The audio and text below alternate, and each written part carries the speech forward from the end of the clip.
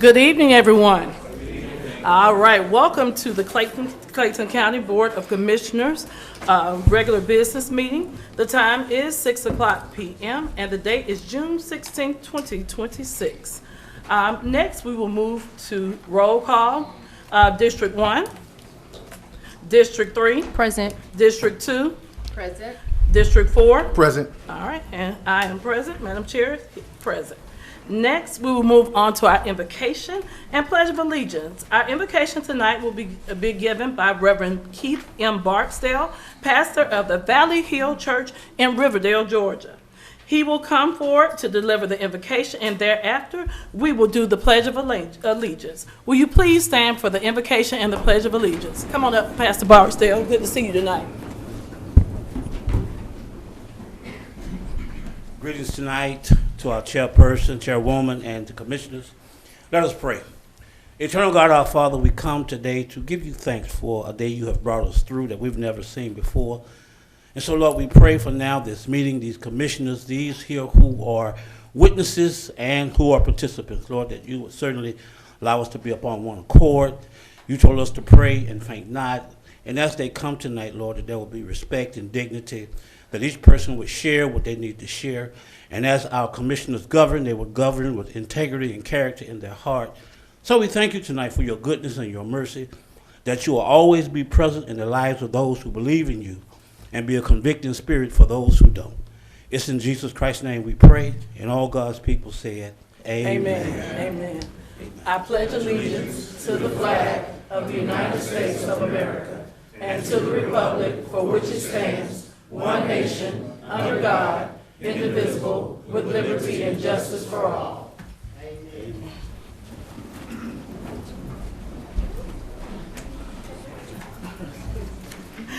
All right. Thank you, Pastor Barksdale, for that powerful prayer. Next, we will move on to the adoption of the agenda. Board members, are there any items that you would like to move to the regular agenda? Yes. Number 15, Budget Amendment 262. All right. All right. Board members, are there any other items that you would like to move? But I'm sorry. And number 13, Budget Amendment 260. So 13 and 15? 13 and 15. 15. Yeah, that's think what that's 13 already- and 15. Isn't that coming off already, somebody? Well, I think let me see, 15 is coming off. 260? Yeah, 15 is 2-6. coming off, yes. Okay. Yes. So you just want to move 13. If the other one's coming off, that would be an That's agreement. coming off, right? 15 is coming off, correct? Okay. But 13, you is not. So you still want to do 13? Yes. Okay. Yes. All righty. All right. So at this time, the only one that we have, the only item that we will move to the regular agenda is 13. Item 15, BA-262, is being removed because of an alternative funding source was identified, so that will be coming off. Item 39 should be decision only, public hearing already held. And items 43 and 44 will be swapped. The flume has to be read before the rezoning. I'm sorry. Which one is coming off? The item 15 is coming off. Right. It's going to be removed. Item 39 should be decision only. 39, okay. Public hearing we already did the public hearing on that one, and items 43 and 44 will be swapped. So 44 will be first, and then 43, it'll be swapped around. And so when we get there, I'll just identify it, and we'll go with 44 first before we do 43. All right, at this time, I need a motion to adopt the agenda based on the items that had to be, based on the amendments as read. Madam Chair, before you adopt the agenda, there'll just need to be a motion to remove item 15. Oh, we still got to remove it, okay. So at this time, I need a motion to remove item 15. So moved. All right, I second that motion. Is there any discussion at this time? Are you ready for the vote? All in favor say aye. Aye. All opposed? Any abstentions? The ayes have it, and the motion passes. Now, at this time, I need a motion to adopt the agenda as amended. So moved. All right. Is there, I second that motion. Is there any discussion at this time, board members? Are you ready for the vote? All in favor say aye. Aye. All opposed? Any abstentions? The ayes have it, and the motion carries. All right. Next will be presentations and proclamations. They will be in this order. The proclamation recognizing the 100th anniversary of the Goodwill of North America will be first. The proclamation for interdepartmental partnership for summer and year-round community engagement will be next. Mr. Reed, I forgot to put that on there, but we wanted to change, we wanted to do the presentation for the strategic plan last, and then do the proclamation for the youth commissioner, Zyra Moses, first. We don't have to vote on it? Okay, that's fine. So item 3 will be the presentation, recognition of the Clayton County Youth Commissioner, Zyra, and excuse me if I mess up the name, Zyra Moses, for receiving the 2026 ACCG Youth Leadership Award. And last will be the presentation 2026 through 2031 Strategic Plan, Chief Tim Sweat. Ladies and gentlemen of the board, will you please come down for presentations and proclamations at this time? And if anyone is here for the Goodwill of North Georgia, please come up to be recognized.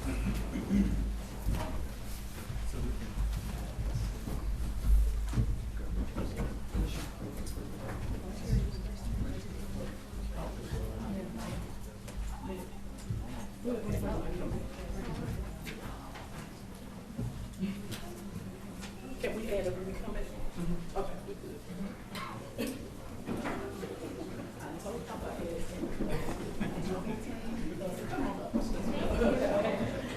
Clayton County Board of Commissioners honors Goodwill of North Georgia 100th anniversary. Whereas Goodwill of North Georgia has proudly served the citizens of Georgia for 100 years, fostering hope, opportunity, and community strength through its mission to put people to work. And whereas in 1925, a group of civic-minded Atlantans found Goodwill Industries of Atlanta. From its humble beginnings in a small house with only a horse and wagon, the organization experienced steady growth and resilience. Today, the organization currently operates 71 retail stores, 14 career centers, a mobile career center, and more than 40 attended donation centers throughout North Georgia. It employs more than 3,500 team members, diverts over 40 million pounds of material from landfills each year, welcomes more than 7 million guests annually, and has served more than 50 million donors throughout its century of service. And whereas Goodwill of North Georgia proudly operates 3 retail locations and 1 attended donation center in Clayton County, continuing its century-long tradition of service and unwavering commitment to local community. And whereas through its strategic approach of a job, a better job, a career as of today, Goodwill of North Georgia's career centers have helped connect more than 13,500 Clayton residents to new jobs while helping more than 26,500 job seekers with critical skills, including resume building, interview preparation, and computer literacy. And whereas throughout its 100 years of service, Goodwill of North Georgia has remained committed to innovation and forward-thinking workforce and development. With tailored programs for entrepreneurs, high school students, veterans, and individuals with disabilities, the organization continues to meet the evolving needs of modern workforce. Its strategic goals include serving an additional 155,000 job seekers by 2030, expanding its retail footprint, and deepening its sustainability efforts to further its positive impact on Georgia's economy and environment.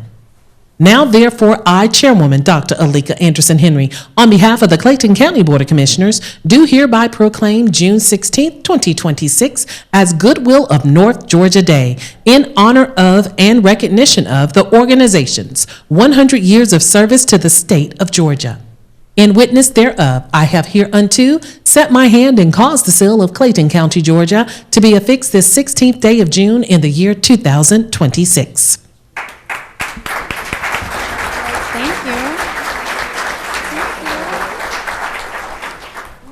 Okay.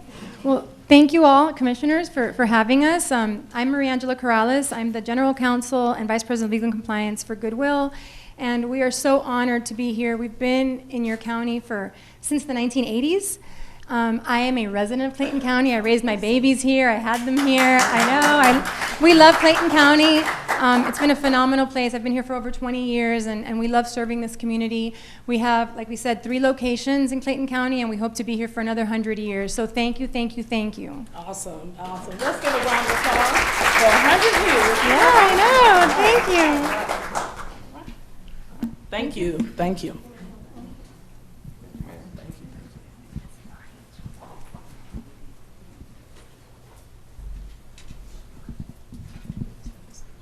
All right. Next, we need everyone to come up from the Interdepartmental Partnership for Summer and Year-Round Community Engagement.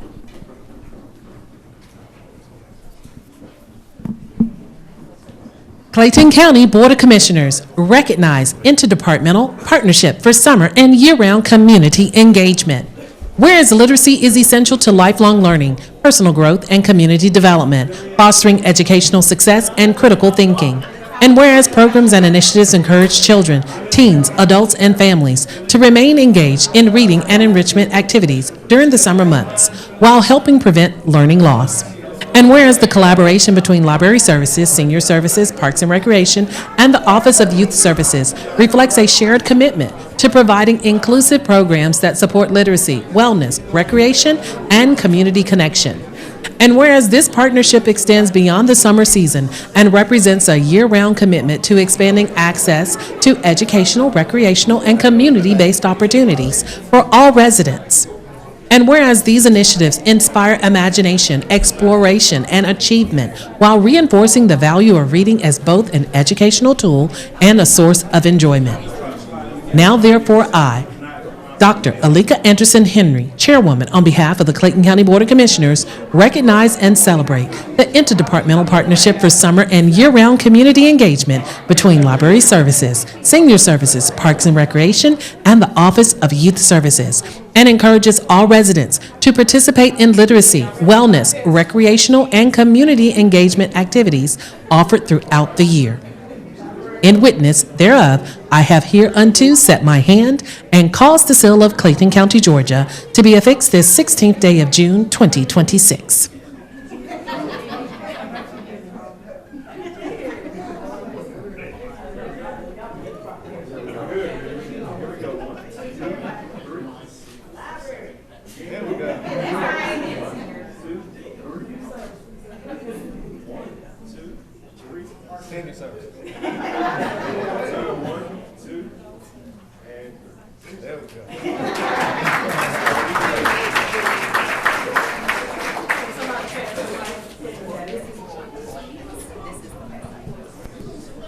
Scott, we're gonna let you talk first. Good evening. Thank you all for showing up this evening to this large ensemble of folks here. This is a culmination of several departments who have come together to expand our reach in the community. So we started out doing a summer program or a summer reading program, and from there it has evolved to a partnership that will sustain throughout the year. So this is not just for the summer, but it will be ongoing as long as I'm here and the other directors are in place. So we have a booklet here, and we also have this online posted to where it is a listing of all of the programs that will be taking place this summer. All of the 4 departments are being recognized: Parks and Recreation, Senior Services, Office of Youth Services, and the Library System. And so I've got representatives here from each department who would like to say something real brief. Well, Director Parham didn't follow directions, but it's okay. I'm Nicole Horn. I'm the Director of Parks and Recreation, and we're just excited this summer to collaborate with our sister departments, Library Services, Youth Services, and Senior Services, to bring programs to the residents of Clayton County. We just wanted to highlight, as well as you'll see in our summer fun passport here, that all of our programs are inclusive. So if we have children with special needs that need to be involved in any of our programming, we will make accommodations for them to participate. And if you have a need for your child to be registered in summer camp right now that has a special need, we have a program at the Virginia Burton Gray Recreation Center in Riverdale that can accommodate those students. So we just wanted to make sure that we added that as a caveat to what's going on in the program. And I'll pass it to Administrator Dunn. Good evening, everyone. My name is Sierra Dunn, Administrator for the Clayton County Office of Youth Services. I look forward to the future partnerships and the many partnerships we have already have in place. Please make sure your youth are involved in all things Clayton County. We have a lot of different opportunities for your youth, so please come out and stay tuned and stay connected with us. Good afternoon, everybody. Amari Jones, Deputy Administrator with Senior Services. Everything that's been kind of explained is kind of the big picture. We've been building this for a little minute, but going forward, we do have an intergenerational component with the Senior Services Department. So although we cater to our population that's 55 and older, we have programs for the different kids. We initially planned for multiple programs with our summer program, summer camp. Unfortunately, our building isn't up and running, but similar to what Scott said earlier, going forward, this will be a collaboration that'll be happening for a long time. Thank you.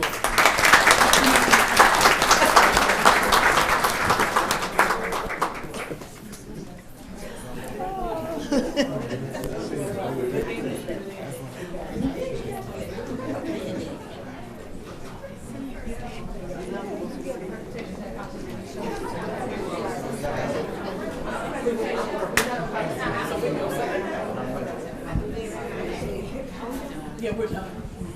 Presentation.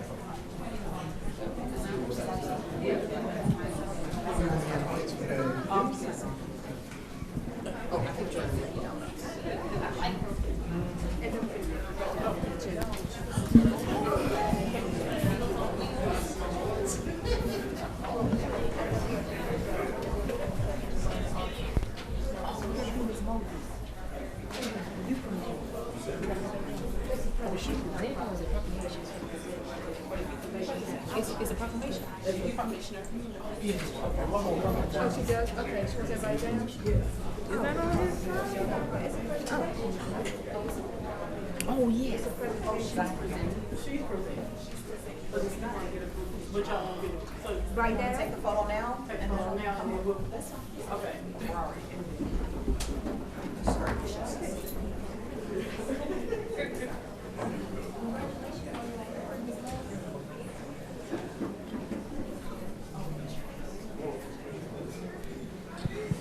Sierra.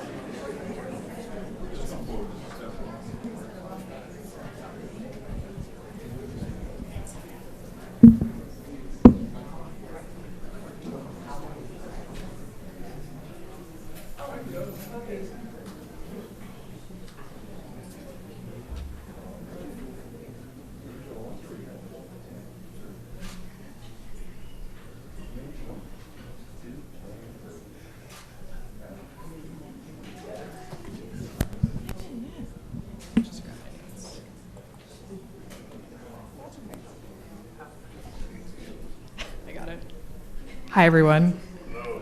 My name is Liz Green. I'm here on behalf of ACCG, the Association County Commissioners of Georgia. I'm really excited to present this evening the ACCG Youth Leadership Award to Zaira Moses. Give her a round of applause.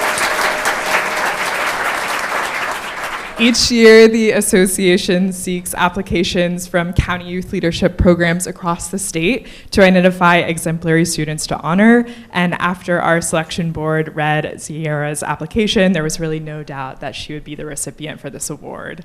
And just a little bit about her. Her leadership shows up in just about everything she does. On the Clayton County Youth Commission, she chairs the Legislative and Social Justice Committee and has also mentored participants in the Youth Policy Boot Camp. She chairs her school's environmental club and also serves as a youth leader for the Georgia 4-H Book Club. And then even beyond that, she founded Light in the Dark, an online support resource for teens affected by sexual abuse.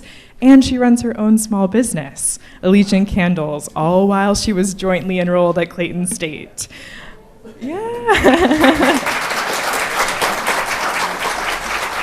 From her leadership roles to her many community and volunteer commitments to juggling a rigorous academic schedule, she's clearly shown exceptional leadership, and ACCG is proud to present the ACCG Youth Leadership Award to her. Congratulations.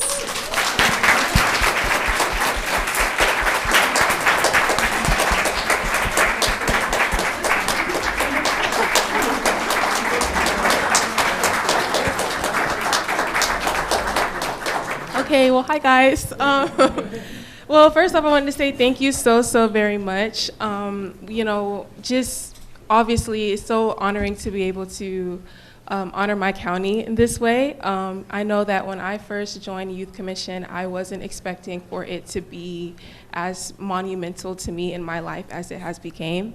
And from forming connections with all of my fellow youth commissioners and being able to serve in my school and community, I think honestly it shaped every aspect of my life. And I'm so proud to be able to call myself a youth commissioner and a resident of Clayton County. And so I just wanted to say thank you again so very much. Thank you to my parents. Thank you to all of you all.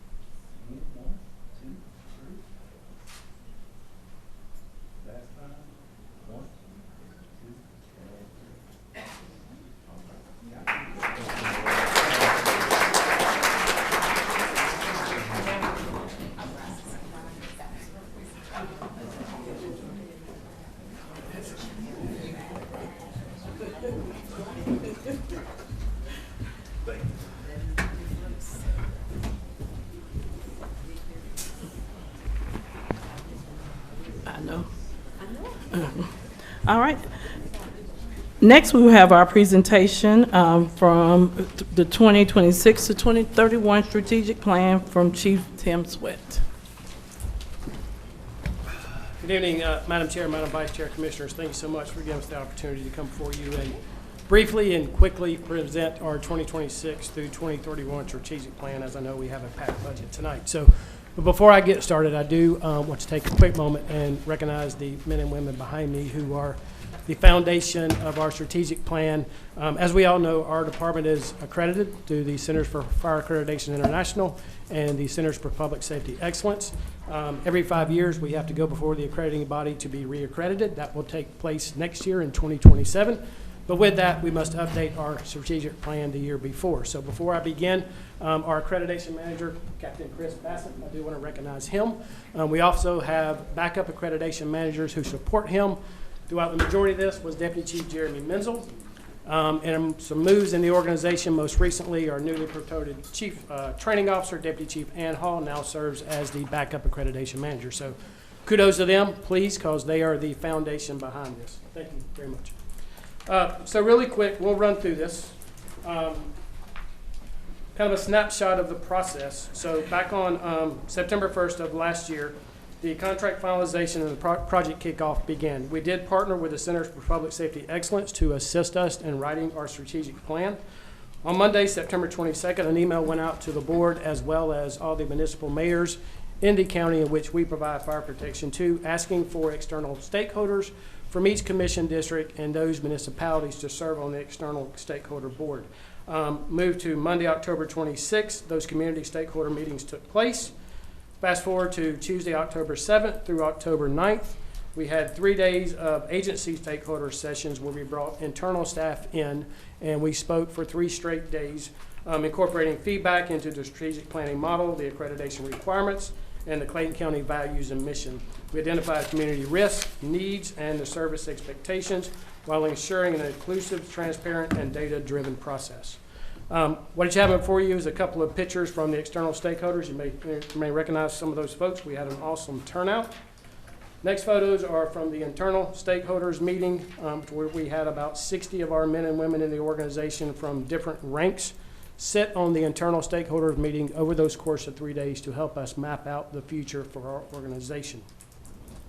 So with that, some very high-level key outcomes came out. First, we updated our vision to read as follows. Our vision is to be a trusted leader in the fire and emergency services, recognized for our unwavering commitment to excellence, innovation, and community partnership, creating a resilient and well-prepared Clayton County. We value our people as our greatest asset, fostering their development through wellness, mentorship, and professional growth. With honor, courage, and commitment as our foundation, we will empower our members to exemplify integrity, compassionate service, and accountability, building a unified culture dedicated to a safer and stronger community. So once again, our updated vision. Next, our core values. While our core values of honor, courage, and commitment did not change, we did tweak some of the verbiage for each one of those. So honor, we use our honor to serve with integrity, respect, and professionalism in all that we do. Courage, we will confront adversity with strength, safeguarding life and property without hesitation. Commitment, we stay ready, serve consistently, and communicate openly to achieve shared excellence. And last but not least, our mission was updated to read as follows. Clayton County Fire and Emergency Services delivers innovative emergency response, comprehensive all-hazard mitigation, and impactful public safety education. Through consistency, clear communication, and strong collaboration, we are committed to ensuring our community is a safe place to live, work, and play. Last but not least, when it was all said and finished, we came out with 4 goals for the next 5 years. Understanding that what's before you is simply the strategic plan. The implementation plan dives into each one of these goals where there are additional objectives and tasks that are assigned out to each. So goal 1 is to expand training programs to advance operational excellence, leadership development, and long-term sustainability. If you'll notice right below that, we point to the BOC pillar that aligns with, as well as on the right, you see what's called the white paper issue. So late 2019, the Centers for Public Safety Excellence come out with a white paper looking at the 21st century fire service and identifying 8 key areas that we need to focus on. Those key areas are re-identification, culture, robust use of data, health and wellness, partnerships, sustainability, technology, and inclusiveness. So our first goal aligns with the white paper issues of B, D, and F, and then the BOC Pillar 1. Number 2, improve all aspects of workforce development to enhance employee satisfaction and provide the best level of service to the community. Once again, aligning with BOC Pillar 1 and 5, and then white paper issue B, F, and H. Third goal, improve physical resources to enhance operational readiness and community response, aligning with BO Pillars 3, 4, and 5, and white paper issues C, D, and G. Last but not least, fourth goal is to strengthen our community engagements to improve public awareness and support, which aligns with the white paper issues of A, E, and H, and BOC Pillar 3 and 5. It is important to point out, of the 4 goals, we hit on all 8 of the 21st century white paper topics that the organization needs to focus on and continue to focus on throughout the 21st century. Last but not least is simply a letter from me to the Board of Commissioners, as well as the citizens of the county and the 453 men and women who make up this fire department. To the Board of Commissioners and the citizens of Clayton County, it is my honor to present the Clayton County Fire and Emergency Services strategic plan that will guide our organization through 2031. This document represents more than a roadmap for the years ahead. It reflects the collective voice of our personnel, our leadership, our community partners, and the citizens who place their trust in us every day. In developing this plan, we partnered with the Center for Public Safety Excellence, whose expertise helped ensure that our process was both comprehensive and rooted in best practices.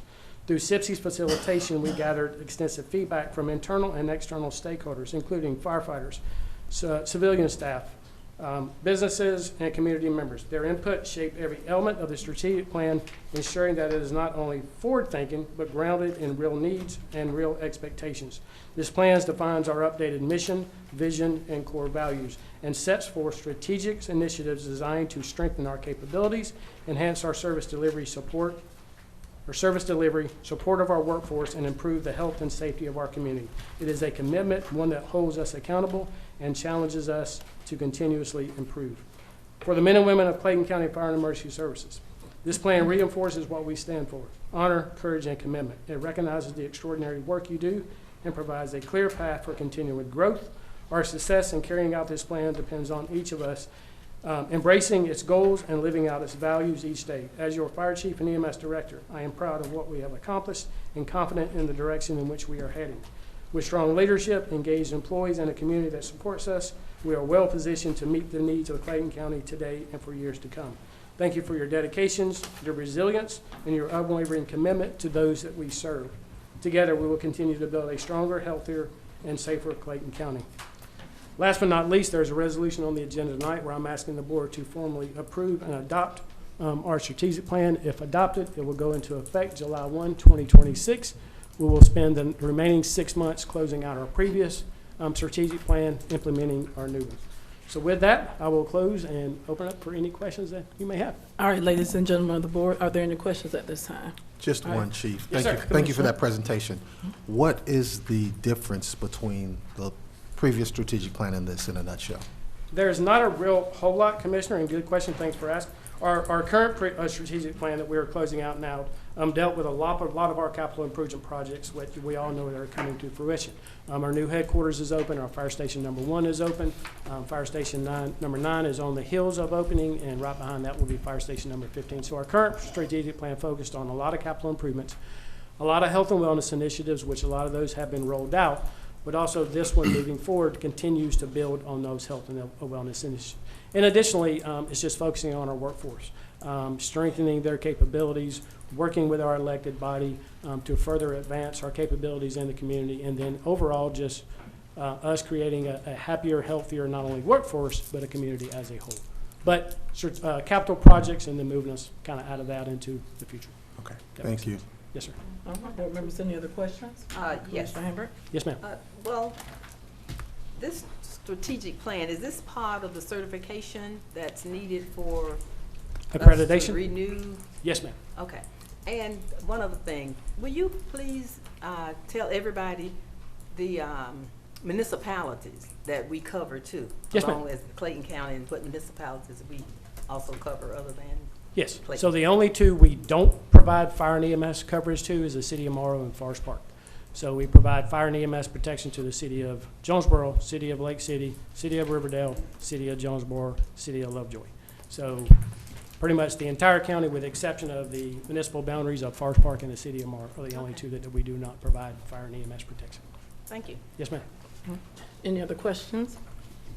All right, seeing none, thank you Great. for that Thank you so much. great Appreciate it. presentation. All right, Chief Sweat. All right, next we will move to our public comments, but before we move to our public comments, are there any public officials that are here today? I have on the roster Solicitor General Charles Brooks. Would you please stand to be recognized?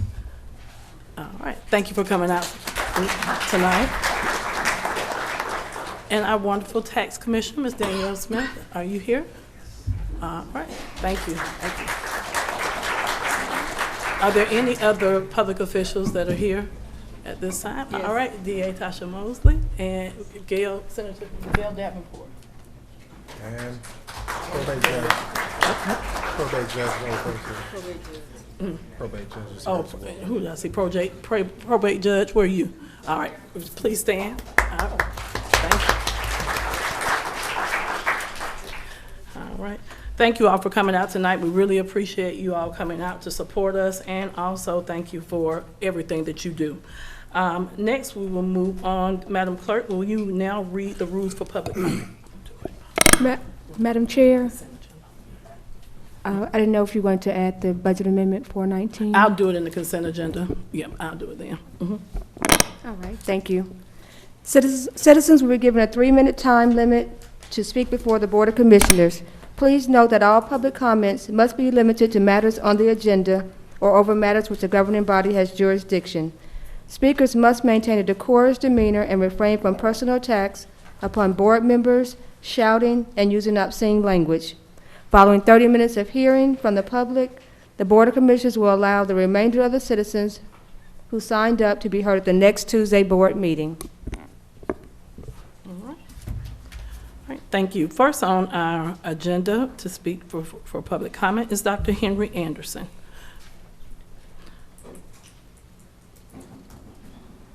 And speakers, please, when you come up, please state your name and county of residence. Henry Anderson, District 3 constituent and resident, unincorporated Clayton County, Hampton, Georgia. In continuation from the public commenting at the work session during the budget meeting, in terms of talking about amendments, I'm using Judge Leslie Military as an example in this. When I met with her sitting in her courtroom last Tuesday, for example, for like her indigent defense fund. Now, for the record, she did not ask me to say any of this. I'm using this as a purpose of talking about how important it is with amendments and funding these departments adequately. For example, for the indigent defense fund, her department requested $495,000. They got $198,500 this year. For the next fiscal year, 2027, is $340,000. The Engineer Defense Fund provides legal representation for parties in dependency proceedings that is required under law. It funds 6 attorneys. Right now, they are contracted with 4. And we were discussing the need how she's having to use contract attorneys, which they don't offer them competitive rates, and that can put the department at a disadvantage. So what I'm saying is that if she was to come, and remember, I'm not speaking on her behalf, I'm just using it as an example. Let's say deep in fiscal year 2027 on the need to fund this area. It will be for the citizens. This has nothing to do with personnel. This helps with the attorneys that defend the kids. You know, if it wasn't adequately funded, more continuances in court cases, resulting in larger foster stays for children. The other one is the emeritus and pro temp fees, where her budget, she got $30,000, finance was $33,000, she asked for $49,992, which is a difference of $16,992. The pro temp judges handles emergency cases such as 48-hour hearings, which are probable cause hearings for juveniles that are detained, and also when you have to call judges for 72 hours when they have to have an emergency preliminary protective orders where when defects remove children and they have to go before a judge.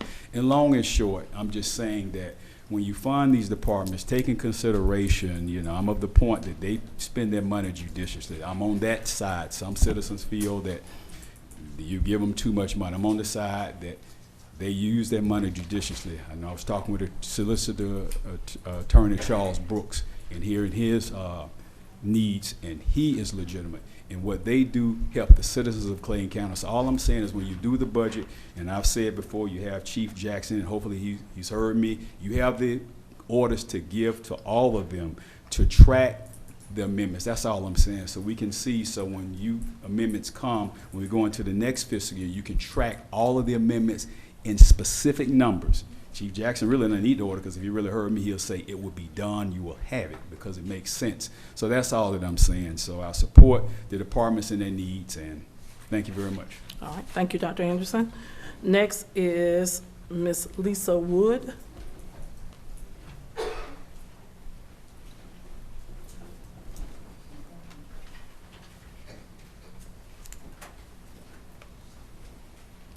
Good evening, Commissioners. My name is Lisa Wood. I'm from the Tax Commissioner's Office, and I'd like to yield my time to the Tax Commissioner, Danielle Smith. All right, thank you.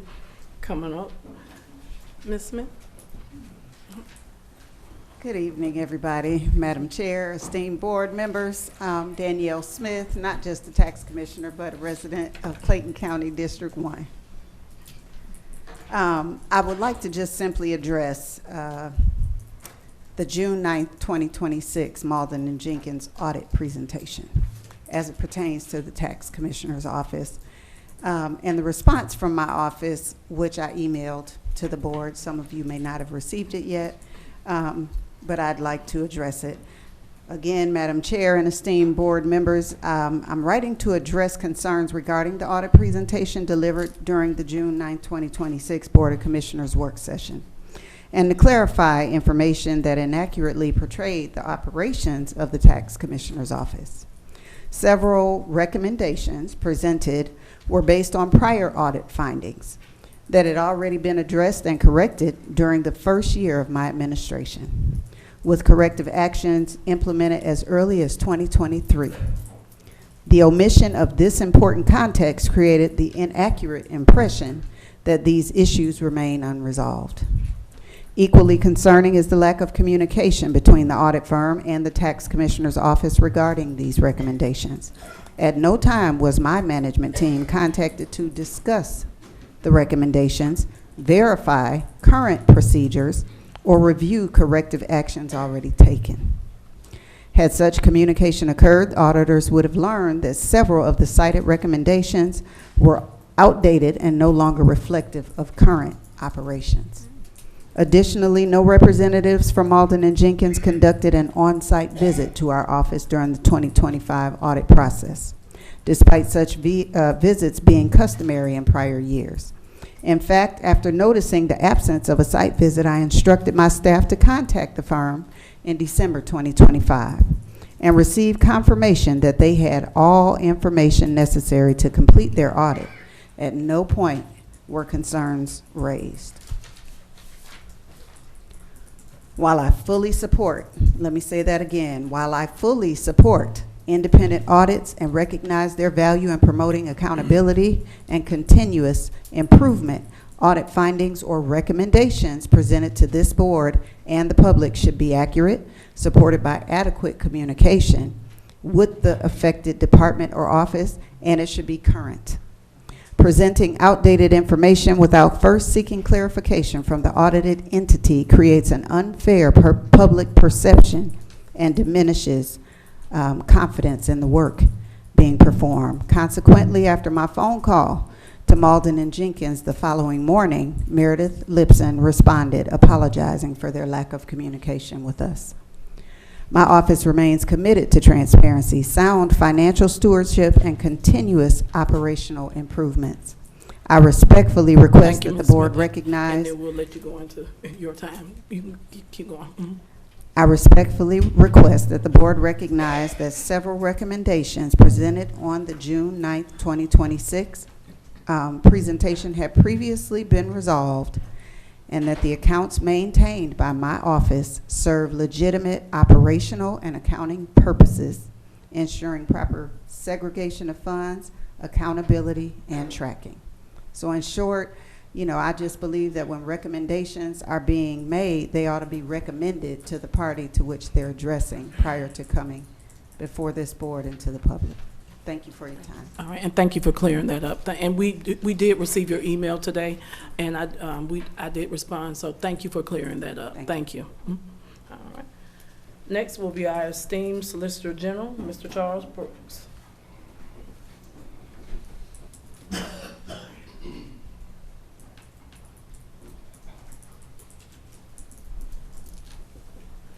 Madam Chair, Madam Vice Chair, and esteemed board members.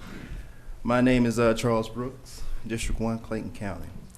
I am speaking at the dais in public comment, not only as solicitor, but also as a citizen. I want to address regular agenda item number 13. There's a budget amendment 2-60 that says to provide funding for Gerald Matthews Sports Complex and the arena at South Lake FIFA activation sites in the amount of $140.94. Nothing that I am saying is meant to disparage the work of any county employee, but there was a number of questions that was asked last week about what's the return on investment, and that question could not be answered. Now, juxtaposition to that, in my budget request, I requested at least 2 positions, 2 priority positions, one being a litigation support specialist, and the other being an investigative assistant. The exact cost of those 2 positions collectively is $141,822. The return on investment is efficient judicial services, and that's year over year over year over year. And so I'm asking, I believe there may be a budget amendment that's offered within the consent agenda that this board approve those positions. And I guarantee that you'll see a return that can be answered without any doubts. Thank you. All right. Next will be Ophelia, is that Norm? Come on up.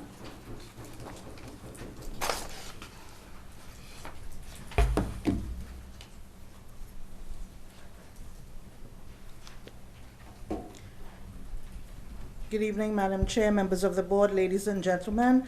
My name is Ophelia Norum, and I'm a resident of District 2, City of Riverdale. More importantly, I'm a mother of a son who is on the autism spectrum.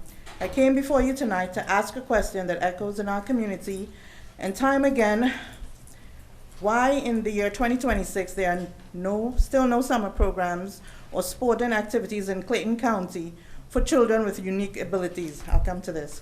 For the last 2 years, my summers have been defined by a grueling commute. I drive 40 minutes one way and sometimes an hour back just to take my son to inclusive summer camps in a neighboring county. I have to drive to another county for adaptive baseball. I even have to take him to another county just to attend a simple arts workshop. I heard about the inclusive camp at Virginia Gray tonight. Why was this not properly advertised? Also, I reviewed here on the website tonight, the application looks like you have to jump through hoops as a parent. That's not right. Then it's only one camp, that's not enough to service the entirety of Clayton County. I have spent months trying to work with our city events committee. I've suggested inclusive workshops, sports and community gatherings. I have offered ideas and solutions, but as of today, there are not any programs implemented. As a mother, this is heartbreaking. As a homeowner who pays property taxes and as a resident who loves supporting our local economy, who wants to shop, eat, and invest right here in Clayton County, it is really deeply frustrating. I am forced to export my tax dollars, my time, my energy to other counties just to find basic inclusivity for my child. It is profoundly sad that children who already face barriers in society are made to feel like outsiders by the very county that we call home. I'm appealing to the board this evening to bring the needs of neurodivergent and uniquely able students to the forefront of Clayton County's event planning. Caregivers in our community are burnt out. Lord knows I am frustrated and tired of feeling like our families are invisible to our own district. We don't need charity. We need equity. We aren't even asking for special treatment. We are asking for standard inclusion. We want to see our children represented in summer programs, in athletics, and in the arts. Thank you for your time, your ear, and hopefully immediate action. All right, thank you, Ms. Noel.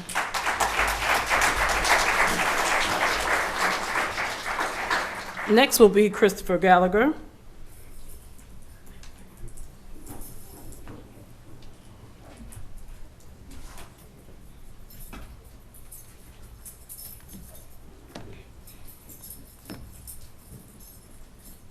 Good evening, Commissioners. Chris Gallagher, Clayton County.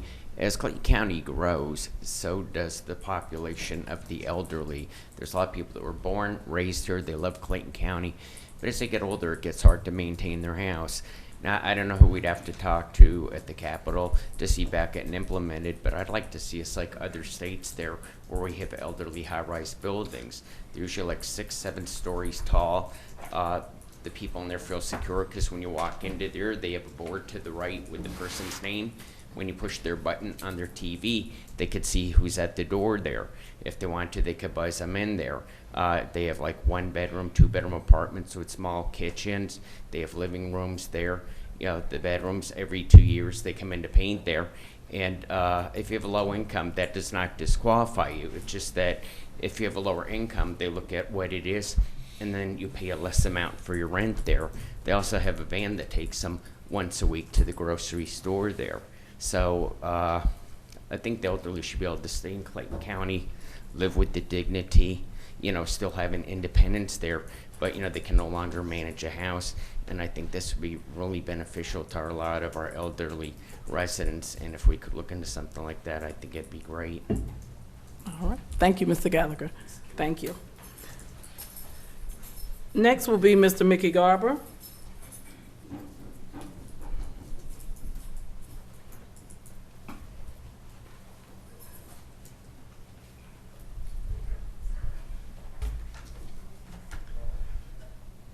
Madam Clerk, Mickey Garber, unincorporated Rex, Georgia, District Number 1. Madam Chair, members of the board, what I would like to speak to this evening is the upcoming budget with special emphasis on public safety, with training and having attrition and our personnel being the best trained and going to different districts for more money. I would like for our district to be the best trained and the best paid. That includes, when I say the police force, not just the officers in the streets and in the cars, but the ones in code enforcement, animal control, and the call centers. Include the sheriff's office, including the jail, fire, and EMS, and the circle won't be fully closed unless public safety includes the court system, all aspects of the court, with special attention to the public defender's office, with adequate pay that will keep the hires in Clayton County. I heard one of the chiefs say the strength of our county is based on the safety of the people within, and I wholeheartedly agree. Thank you. Thank you, Mr. Garber. Next will be Ms. Brenda Harrison.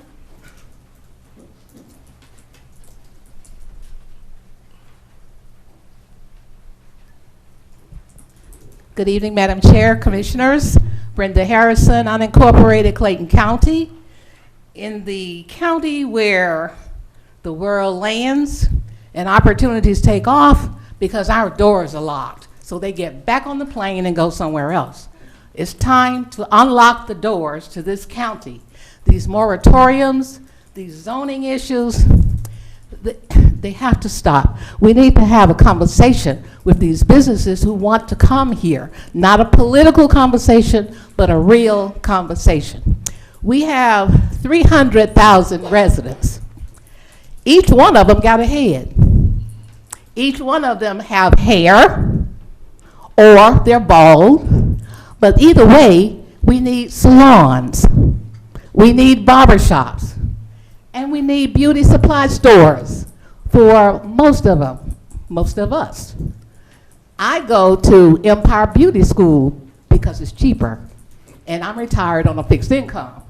But those stylists in there, they're learning to do what they want to do, and they want to start a business here in Clayton County. But our doors are locked. Moratoriums, zoning issues. And a great example, Commissioner Davis paid buku money to get his children educated in the medical field. If they don't go into the family medical business, but they want to start their own business in Clayton County, what you gonna say, we got too many doctor's offices? His children gonna have to go outside the county? Come on, y'all. Let's do the math. Let's get it done. Yeah, we want companies to come in and pay high salaries, but these businesses who want to come in here are paying into the county and giving services.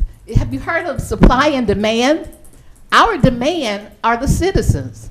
The supply are these businesses who come to serve us. Tire shops, I haven't bought new tires in decades. I go to tire shops. I know what to look for, there are dates on those tires, and I put them on my vehicle and ride. Now, if these companies are going out of business, they're not. They're wanting to come here because they can make money here and they can service our citizens. So I ask you to at least think on the business side of these zoning issues and moratoriums, and let's get services in this county. Thank you. Thank you. Next will be Mr. Orlando Gooden.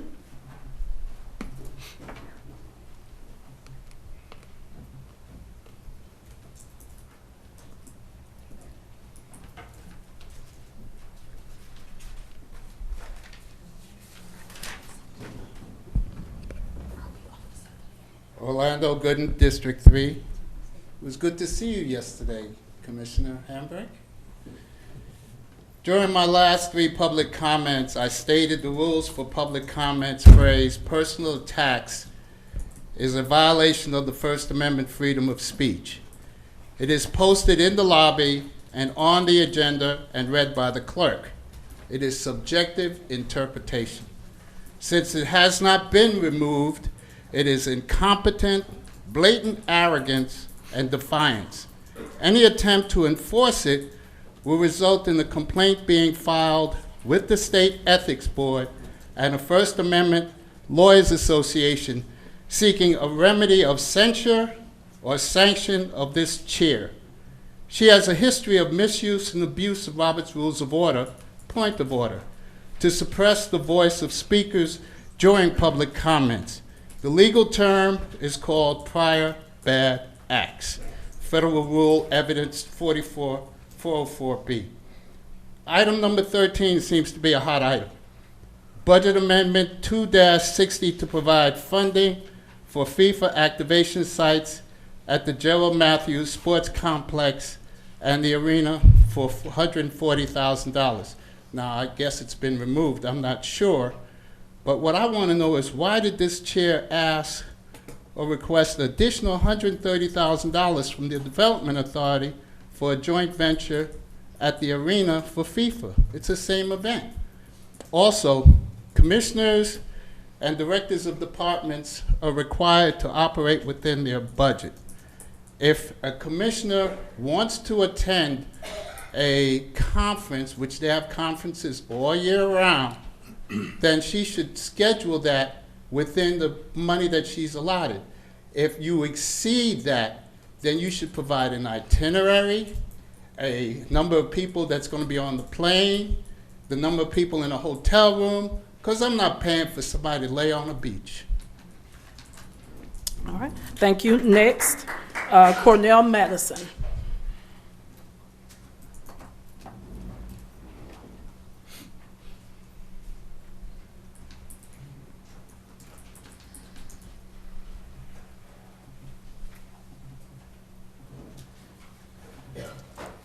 Good evening, everyone. I'm Cornell Madison, District 4, unincorporated Clayton County.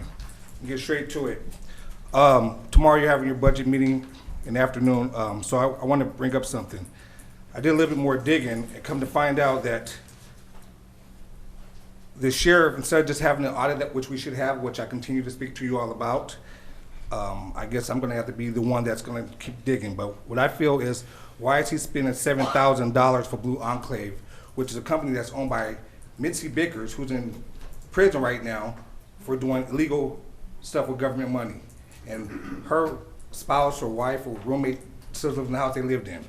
Then we go to the $26,000 spent on the shopper 3 days before election with county sheriff's department money, which is these people's taxpayers' money. Then you got Easy Text, $1,500 for Easy Text. Why are we using Easy Text when we have the Nixle program? You use it for everything else?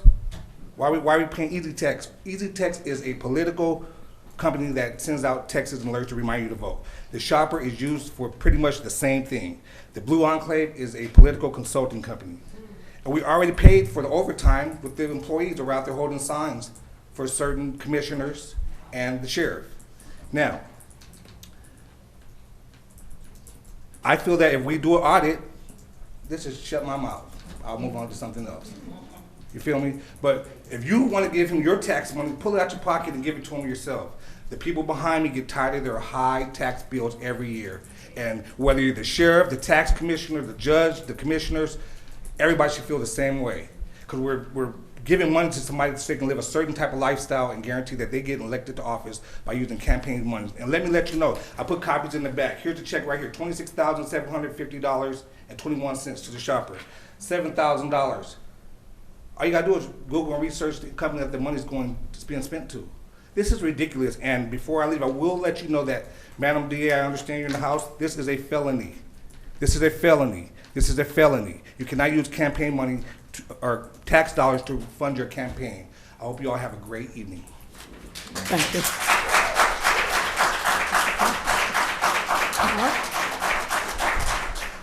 All right, at this time, we have completed our public comment. I want to thank everyone for coming out tonight. Again, as I always state, your comments are duly noted, and we will continue to make sure that we continue to move Clayton County forward. Thank you. All right, next on the agenda will be we're going to move into our consent agenda, and I need to add an emergency item to the consent agenda at this time. Yeah, so you good with that? And Mr. Jackson, can you come up and explain Budget Amendment 4-19? Yes. Good evening, Board of Commissioners. Budget Amendment 4-19 amends the budget to allocate funding for the River Edge phases 3 and 4 walking trails. And so this amendment is an emergency because the contractor needs to remove unsuitable soil to compact the trail to 90% before installing asphalt. And so if we wait until next month, the contractor could charge for delays. And so that's the reason for the emergency budget amendment tonight. All right. At this time, board members, can I get a motion to add the emergency board amendment 4-19 to the consent agenda? How much is it? How much is it? Well, we increased revenue by $1,166,766, and then we decreased expenses by $1,909,043, and then we also increased expenses for land improvements for $3,075,809. How much is it? Oh. I'm sorry? How much is it? Well, it's a total of 3 different line items. Is that $3 million? Well, the last line item is for land improvements, which we increase expenses by $3,075,809. And so we also have an offset to revenue as well. What's the offset? And what is this? I'm sorry, go ahead. The offset to revenue is $1,166,766. And then we also have a decrease in expenses to building and improvements for $1,909,043. And what is this for again? This is to allocate funding for the River's Edges phases 3 and 4 walking trails. All right. Any other questions? Yes, I have Commissioner Allen? So, Mr. Stanford may have to answer this. We I got just want memo coming. Who's going to answer this memo? project. Okay, all right. This project, Okay. because I've seen a lot of budget amendments for this River's Edge Trail. When did this project start originally? The River's Edge Trail development started back in 2015. 2015. Right. This project started. And I probably have seen, just a guesstimate, maybe 7 budget amendments since Right. I took office. To amend contract, to give money for here, to give money for there. My concern, I don't know if it's like the contractors or what it is, but I just think that it's a lot of money being spent. I know it's out of the SPLOS being spent on this project. Do we have like a completion date estimate? Yes, ma'am. So this makes, I think, phase 4. Is that correct, Marty? This is phase 3 and 4. Initially, when River's Edge, you remember, it used to be a golf course. When the county converted that and purchased the land, they converted it into what we call a greenway or nature way for trail development. Initially, the first 2 years, we went back and forth when I was going to convert it back to a golf course. And then, of course, the citizens felt that, opposed to doing that, it made sense to use it as a public use. So that's the reason why it became a greenway. Phase 1 and 2 dealt with the first, I think, 9 holes associated with the old golf course. And then now we're looking at the backside to include the back 9 of the old River's Edge golf course. This will represent what we deem as the last phase because we looked at it over multiple SPLOS programs, the 15 program to 21, and there's no money in the actual 27 SPLOS for, we'll say, greenway work. So it's our hopes through the development of this last phase that will complete the actual loop of the greenway development, unless there are some additional enhancements that the community or the board sees fit to do here at River's Edge. Okay, and then last question. So the funding from this budget amendment is coming out the 2021 SPLOS? That is correct. Okay, thank you. All right. Are y'all good? Did you want to say something, Miller? Okay. Did you have any questions And at this time? it's the 2021 Commissioner? SPLOS that's coming out of? Okay. All right. Are there any other questions, board members? All right, seeing that you guys are good, you can have a seat. All right, at this time, I need a motion again to add the emergency budget amendment 4-19 to the consent agenda. I'll make the motion to add the budget amendment. All right, I second the motion. Is there any more discussion at this time? Are you ready for the vote? All in favor say aye. Aye. All opposed? Any abstentions? The ayes have it, and the motion passes. All right, at this time, I need a motion to approve the consent agenda as amended. Motion to approve the consent agenda as with the emergency item added. I second the motion. Is there any more discussion at this time? Are you ready for the vote? All in favor say aye. Aye. All opposed? Any abstentions? The ayes have it, and the motion carries. Thank you. All right, next we will move on to our regular agenda.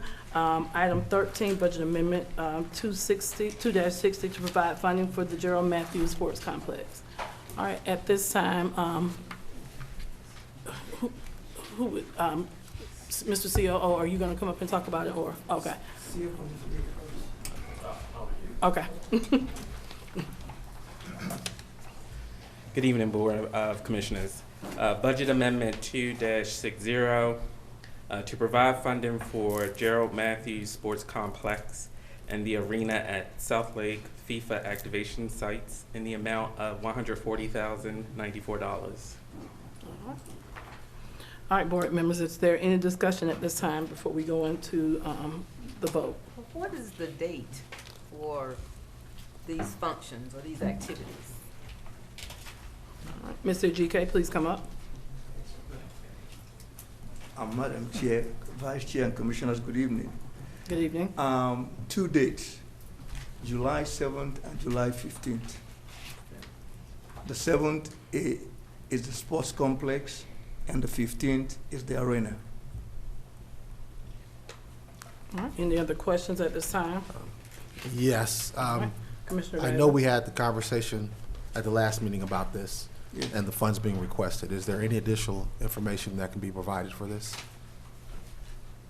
I know.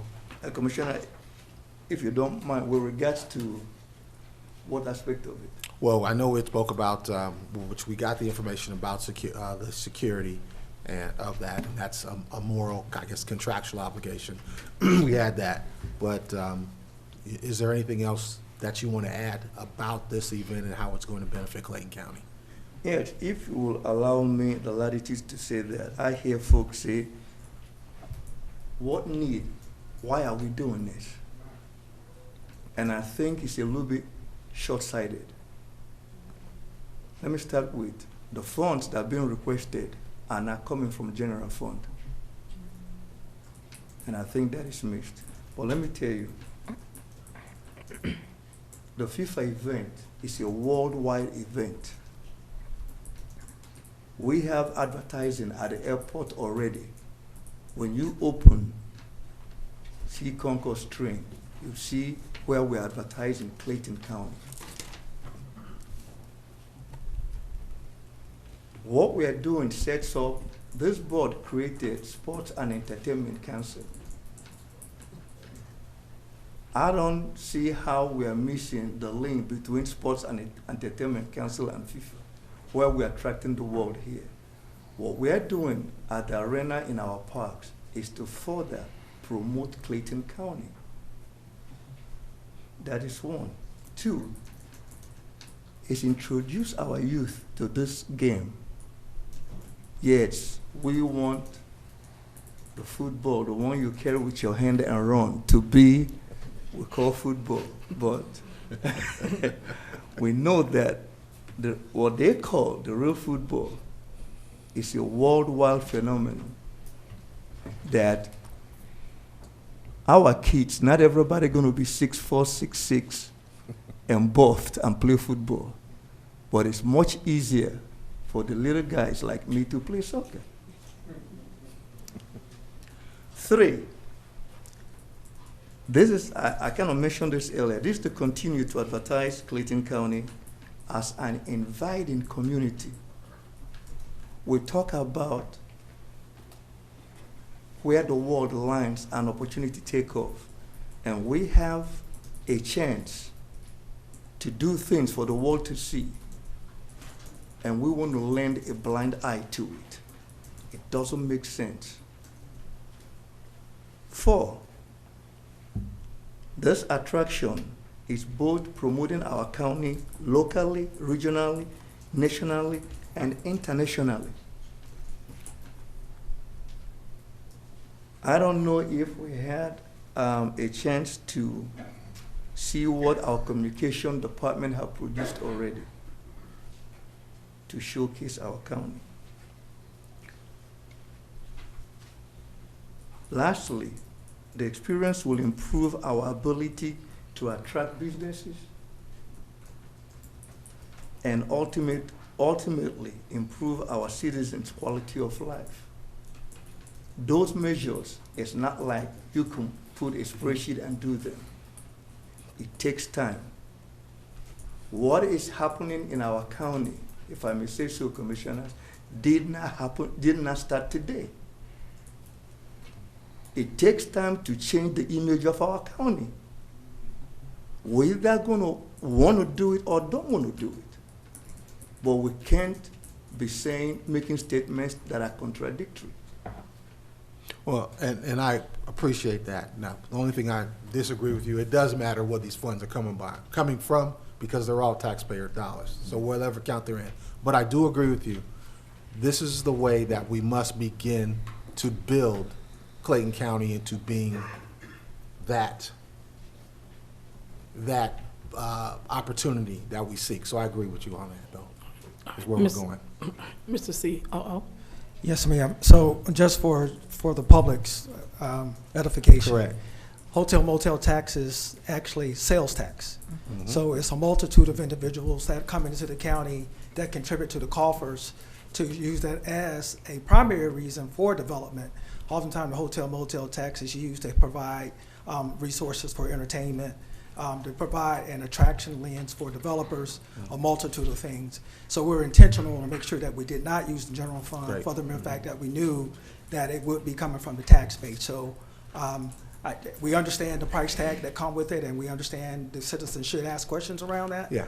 But we want to make sure there's a delineation between the funding sources. And for me to ask these questions, it's more or less just to really show the citizens that this is not a immediate return on investment. This is more of a prolonged and planned return on investment for what we're trying to do then. Okay, thank you. Question. All right.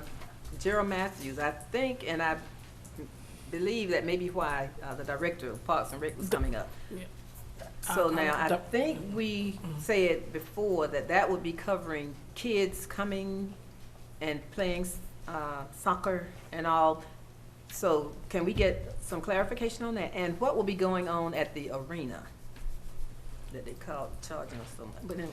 Okay, so good evening, Madam Chair, Vice Chair, and Board. Just from a Parks and Recreation perspective as it pertains to Gerald Matthews Park, and to reiterate what some of the things that Director Ejike has said. So when we activate this program for the youth at Gerald Matthews Park, it will be between 400 and 600 kids that will be introduced to the game of soccer. What industry and Parks and Recreation has shown us now is that parents are moving towards putting their children in tackle football a little bit later. As our program is showing now, our football registration is down, but our soccer registration is up with the waiting list of over 100 children already.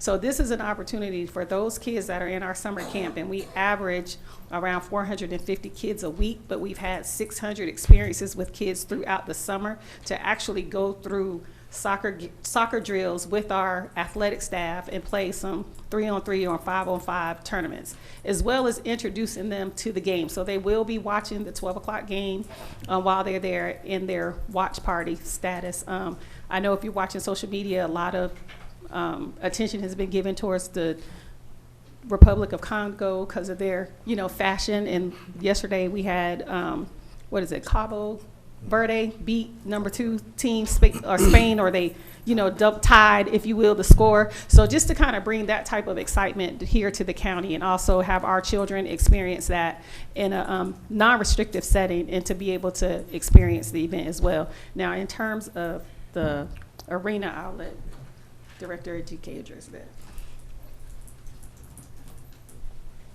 All right. If you would, one more thing that Director Horn talked about. We talked about the activation of other development opportunities. And so we recognize we have opportunities with our sport complexes and our fields to actually invite development to those respective areas. Point in case, Director Horn and a lot of our staff is very active in what we call GRPA, which is the Georgia Recreation Parks Association.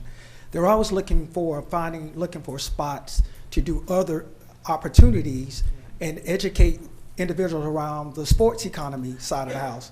So what we're trying to do is also not just look at it for day activities, but we're looking at heads and beds. So when individuals are coming from whether they traveling from far south, they're actually staying here, they're spending money in our restaurants. So we're trying to invite those individuals to understand that we have playing opportunities here in the county that we want them to maximize, and we're gonna showcase not just Gerald Matthews, but also the arena as an opportunity for them to utilize those opportunities for development, as well as spending money in Clayton County, not just in a day event activity, but also overnight. And I'll let Director Ajike talk more about the arena. And Director Horn, will you finish? Did you want to say something else? Okay, you good? Okay. All right. Yeah, Commissioner, the arena is different. The park, as you know, is an open air space. So the programming for the park is a little bit different. The arena is enclosed. So the activities in the arena or the staging of the arena, it's one, to view the game, two, to have other activations on the floor of the arena. There are things that kids will do. Anybody grown, the arena is really catered to everybody, and not just the kids. The sports complex, like Director Hunt was saying, the number of kids that are coming that will participate in these exercises, but the arena is geared to both adults and kids. So the arena programming, it's really a watch party that has the flair of a concert. Okay. With the screen? Yeah, it would screen that have the flair of a concert. And we have a stage that any elected official who wants to come address the crowd can get on the stage and talk to them. So it's like I said, the best way I can explain it, it's a watch party that is like a concert. Okay. Yeah. And it's not from the general fund. Not for the general funds. No. Want to be clear. All right. Any other questions at this time, board members? Do have one more All question. Right. Commissioner Davis. How is this being advertised? Is this who is the sponsor of this event? The county and the Convention and Visitors Bureau is advertising. The Convention and Visitors Bureau is using the billboards to advertise. The billboards are designed to bring people into the county. So it's the billboards on where folks who are passing or coming into the county will see him. Mm-hmm. The communication department have a video and a website set up for this right now. Okay. Clayton County GA.gov/ just for kicks. Okay. What about the airport? We have And we also have advertising at the airport already. Okay. The advertising at the airport have run for almost a month plus now. Okay. Almost a month and a half now. Okay. Yeah. Question. All right. Commissioner Reeves. Did the Board of Commissioners, did we have the opportunity to review the advertisement at the airport? I remember that discussion coming up earlier, or it might have been last year during the budget discussions, that there was dedicated funding for promotional materials for FIFA at the airport, but I did not realize that those advertisements had already begun at the airport. So your question is whether or not the board actually reviewed it? Is that the question? Did we see a final workup of No, ma'am. the? Oh, okay. Is that something we can do moving forward next time that there's a public advertisement, whether it's at the airport or billboards or? If that's the pleasure of the board, yes, certainly. Okay. Wonderful. 2 more questions. Sorry, Commissioner Davis, were you? Oh, go ahead. Okay. Since we were talking about advertisement, I did have a constituent send me, it looked like a screenshot from Facebook or some social media platform about this event. And so I guess I'm a little bit confused because the board discussed this item at the work session last week, but has the advertisement for this event already gone out, even though the board hasn't voted on the funding for it? That's gonna, no ma'am. What went out talked about the actual experience. It didn't advertise that there will be events at Gerald Matthews or the arena. It was a general, because the cities are still doing events and activities. So it was a general advertisement, but it did not specify the arena or Gerald Matthews. Okay, so if the board decides not to move forward spending the $140,000, there will still be other activities for Clayton County residents to experience FIFA? The cities are still facilitating their events, that's correct. All right, thank you. And I think one other thing, Any Chair. other questions? Yeah, for me with this moving forward, I think this is a great opportunity for Clayton County, but I think we really need to begin to review our parks and rec facilities and look at majorly upgrading those and getting them to where they are tournament ready for what we're talking about. Yes, sir. That it? All right, board members, are there any other questions at this time? All right, at this time, I need a motion to approve or deny, however we want to go, Budget Amendment 2-60. I move that we approve Budget Amendment 2-60. I second the motion. Is there any discussion at this time? Any more? All right, are you ready for the vote? All in favor say aye. Aye. All opposed? Nay. All right, any abstentions? The ayes have it and the motion carries. Thank you. All right, next we will move on to our regular agenda and we'll go into board appointment. Clayton County Public Facilities Authority Board Vice Board. Tony Griffin's appointment to the Clayton County Public Facilities Authority Board will expire on June 2nd, 2026. The commissioner will appoint a member to serve the next term. If reappointed or newly appointed, the new term will begin on June 3rd, 2026, and expire on July 2nd, 2029. Commissioner Hambert, what is your pleasure? Yes, I would like to reappoint Mr. Tony Griffin. All right, I second that motion. Is there any discussion at this time, board members? Are you ready for the vote? All in favor say aye. Aye. All opposed? Any abstentions? The ayes have it and the motion carries. Thank you. All right. Next, we will move into our zoning. And Madam Clerk, please read the rules for zoning, please. Citizens may speak for or against an item that is considered by law to be a zoning decision. Each side will have 10 minutes to present its case. In the event there is more than one speaker per side, speakers must divide their time to complete their full presentation in the 10 minutes time allotment. And when their time is up, they must cease speaking and leave the podium. Applicants and citizens in favor of an item will speak first. Applicants may use all of the time allotted or reserve time for a rebuttal. Opponents of zoning decision items shall have no right for a rebuttal. When speaking, speak directly into the microphone and begin by stating your name, address, and the name of any organization you represent. Please be reminded that abusive, derogatory, or offensive language will not be permitted. All right, you can go ahead. Thank you. Okay. Good evening, Madam Chair. Good evening, Vice Chair and Board of Commissioners. The first case before us is number 35. This will be decision only.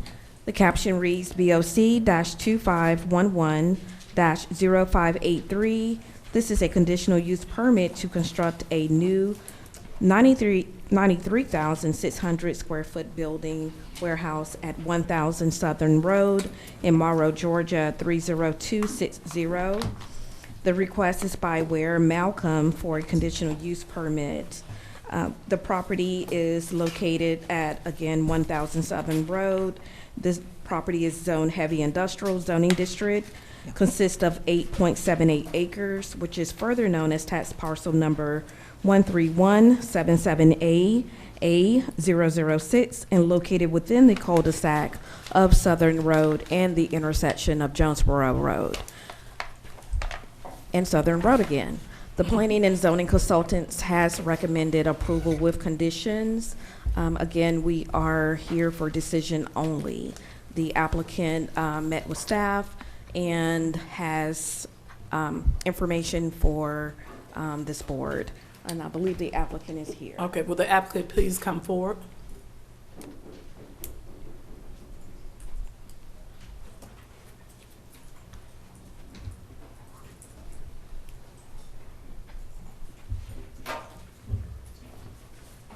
Good evening. All right, please state your name and county of residence. Yes, Neil Marinock, Fulton County. Okay.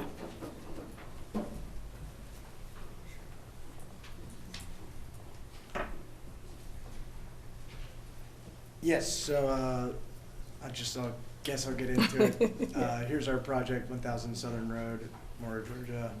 Kind of skipped by it, but we are currently zoned heavy industrial. The previous use of this property was a kind of a storage yard, and we look to build a spec industrial building, spec in the nature that we're trying to get it started. That way we'll have the opportunity to present it to national users, which we've already got interest from. So if we don't start it now, we might miss up opportunity from those users. You know, with the interest now, they're looking for a timeline of 2028, and as we know, if you start the project now, that's still a tight timeline. You got 11 months to build and permitting as well. So that's really what we're looking to do. We're looking to kind of give everyone the heads up that this is a project that we can use and that we can do. And again, we have kind of offers to do this, and so that's kind of our idea and why we're requesting this from the county. At the end of the day, the county will have the right to kind of decide on who the tenant is, right, from the CO process. So, you know, even if we kind of get this approved, you'll have discretionary approval kind of down the line. So, just coming to some of the comments that we've talked about, you know, we agree with every recommendation that staff's kind of put together, and these are kind of some of the highlights of what we've discussed. So, it's kind of the current plan and the site elevations, everything that we kind of presented in front of the ZAG board, as well as the planning and zoning. So, these are just enhanced photos of it. These are some of the tenants we've kind of talked to recently: medical device companies, cold storage groups, national, regional, supply chain, package facilities, etc. So these are kind of the conditions, and we just spelling out that we agree with kind of everything that was laid out. Additionally, some of the clients that we've worked with here, as well as some of our cold storage groups that we've worked with, kind of some of the project kind of figures and who we are as a company, Skin Health Properties. So, addition, you can kind of see we're a national company that kind of spans nationally, and so we have a reach that brings kind of people from the Midwest kind of to our locations, because that's where we started. So we have a large reaching base there, and you know, tend to kind of think that that's kind of who's going to come here. With the airport being so close by, there's plenty of users that want to be here in Clayton County, bring jobs, revenue, everything that I think is important to the county. We also have like international presence here, just to kind of show you that we have offices there as well. So we get leads from these international companies that are looking to make a presence in Clayton County in the airport. So, and then just some of the other projects we've worked on here in Atlanta. So that's kind of the end of it. All right. Well, thank you for that presentation. Board members, do you all have any questions? Or Mr. Davis, what is your pleasure at this time? Well, I do have several questions here. Okay. One, I've looked at your, I guess, interested tenants. Mm-hmm. And a couple of them I'm seeing on here would be good in Clayton. The other ones, such as a cold storage, and some of those we'd have to begin to look at. It still comes down, for me, is this. This is a dwelling that's going up that I have no idea what's going to be in here. That's my number one issue with this. We have been overrun with warehouses from out-of-state owners of companies, and we've got to begin to look at it. If this were approved, my whole thought too is this: for our county, would they be willing to increase the roof height to begin to allow implementation of robotics and those type of warehousing jobs to come into Clayton County? That's one, because that right there is a higher pay wage for our citizens. So that's something I'd want to look at as well. But I'd want to be in control of, we're talking about putting something up and then looking at a list of people that are interested, but not knowing who would be signed off on. And how, is there a way for our permitting to be involved somehow, or economic development, in beginning to understand who's coming in this community? Yeah, I understand. And we would be open to putting a condition to raise the roof. We'd love an opportunity to do that, bring that in. We've worked with robotics manufacturing companies and, medical device companies, et cetera, that we believe would be a good partner here with Clayton County. People that need to get their supplies, that's the draw of Atlanta, right? We can get everywhere quickly and have the infrastructure to do so. Yeah, I look at when you say supply chain distribution, that can be anything from just moving canned goods to, pair of scissors, I don't know. I guess from an economic development standpoint, I'm asking Dr. Njike, what other, I'm sorry? I thought you said Dr. GK. No, not doctor. Doctor of dirt, come on.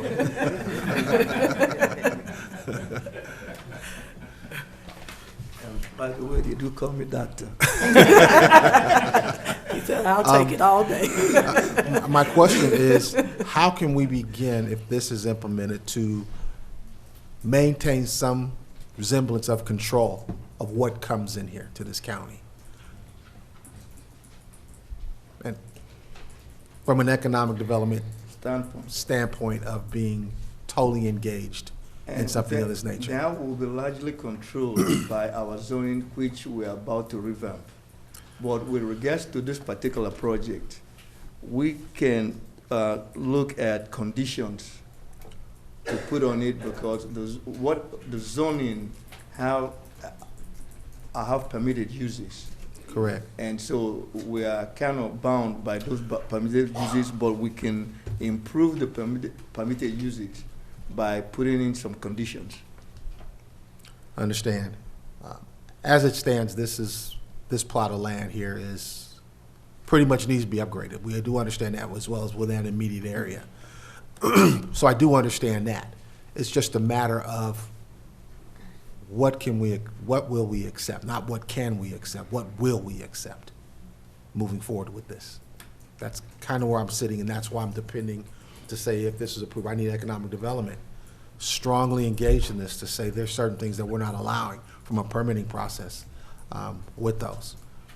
Yeah, I said this And I don't know how that will be for our attorney. Yes, he might be a doctor too. But how would we begin to put that in place? JD. Yeah, going forward, we will be able to do that with the new ordinance, because the zoning controls the use. Correct. Then the permit goes with what the zoning approves. So, but in this particular project, we can buttress it with some conditions.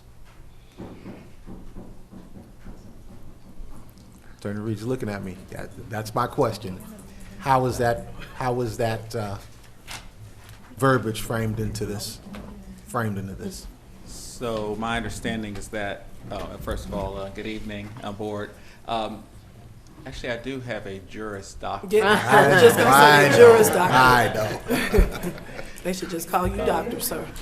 But the question that you ask is, how can we put some parameters around the property? I believe is zoned heavy industrial, Correct. Which has a lot of uses that are there, which also combine light industrial, combine others. You could put conditions.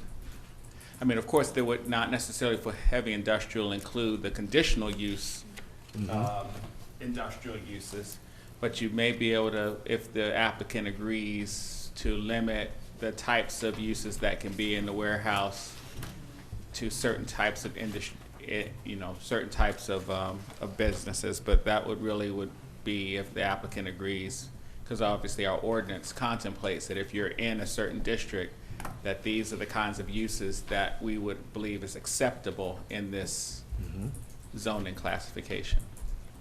If we were to deem it as light industrial, but have the jurisdiction to increase to some of the heavy industrial usage, is that possible? Rather than the other way around? That because right now it's for heavy industrial. That's, yes, it looks like this is in the heavy industrial zoning district. So Correct. if the applicant was willing to say, well, you know, we will foreclose the ability to you know, have heavy industrial uses within this warehouse. I mean, some of these are Or any heavy industrial intense. usage must be approved by economic development. I mean, it's like Community smelting and you know, asphalt manufacturing. I don't think they would be likely doing that. Well, It is weird. well, for me, it's to make sure that it's not being done. So it's a matter of, because if a vote is made in that, we've given up much of our control now. And that's what I'm not willing to do right now at this point. Sure. I suppose, I mean, an applicant can decide if he, you know, he may say that, that they're willing not to have heavy industrial uses within the warehouse and limit it only to light industrial uses or that are uses that are permitted as a matter of right within light industrial. That may be a way of, you know, cutting or putting some parameters Okay. around it. Would you be opposed or in agreement with that condition? The applicant, you can Yeah, make would it. you be opposed or in agreement with that No, condition? no, not at all. I think that was the intent. You know, when we see the heavy industrial, it's intense, right?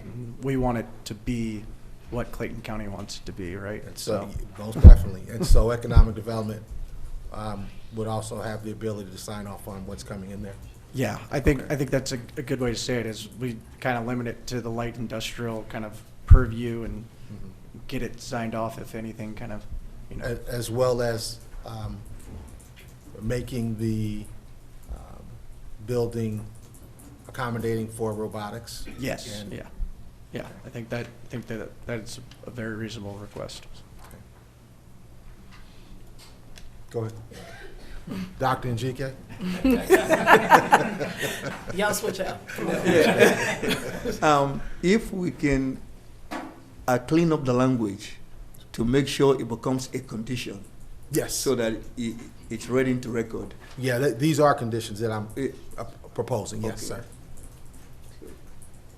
That right here. Just go to community. So I can read the 3 conditions in the record, if that's okay with you. Yes, ma'am.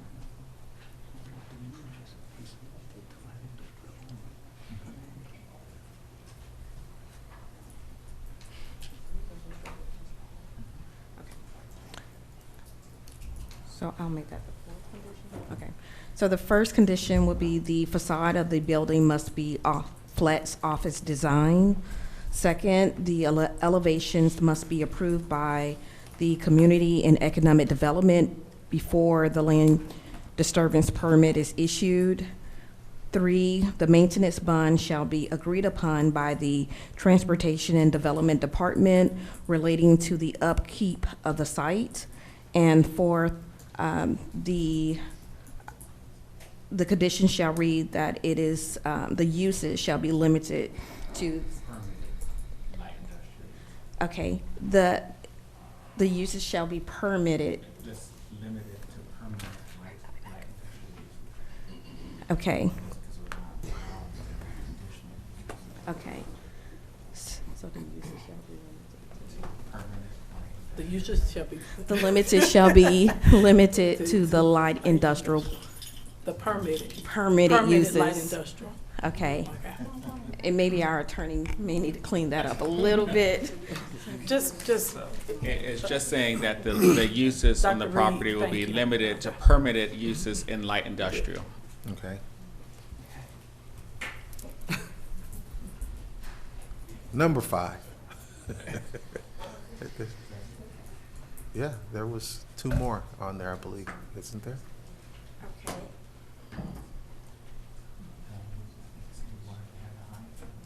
When it was height, Okay. and, go ahead. Do you have a height limit? I believe for robotics, your height, don't put me totally on, I think it's 36 to 39 feet. There's usually the new standard, is it up higher than that?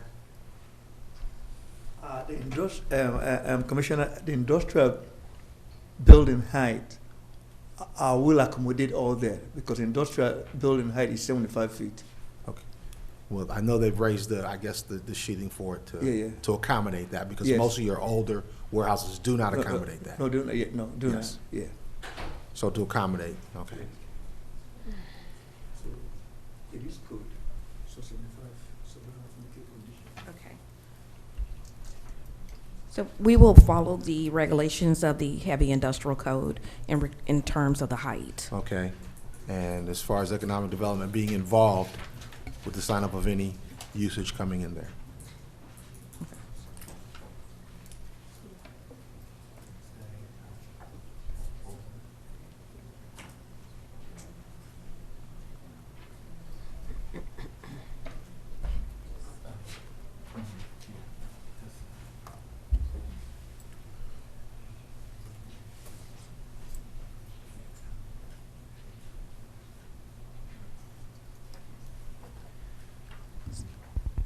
So, Mr. Davis, Commissioner Davis, economic development will be throughout the process of permitting, so therefore, code regulations will be followed. But for the type of businesses coming in there. That is correct. All righty.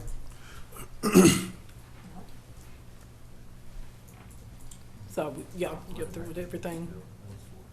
6. So I will have the applicant come up to make sure he's okay with those conditions. Okay. Just to confirm. Applicant, will you please come forward? Yes, we're You're okay with those conditions. yeah. Awesome, Yeah. awesome. All right, Commissioner Davis, what is your pleasure? And I will say this reluctantly since we don't know.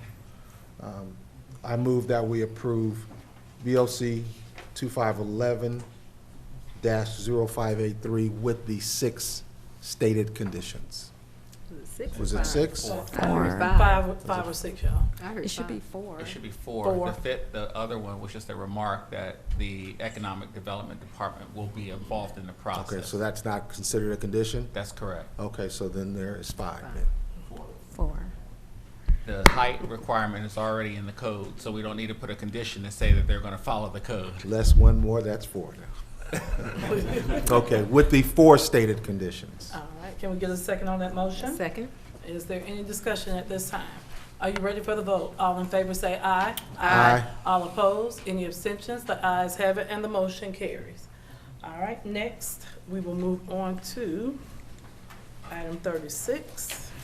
Yes, the caption reads BOC-2601-0594, a conditional use permit to operate a barber shop at 7206 Terra Boulevard, Jonesboro, Georgia, 30236. The appendix, do I need to go into that? No. Okay, we'll have the county attorney. All right.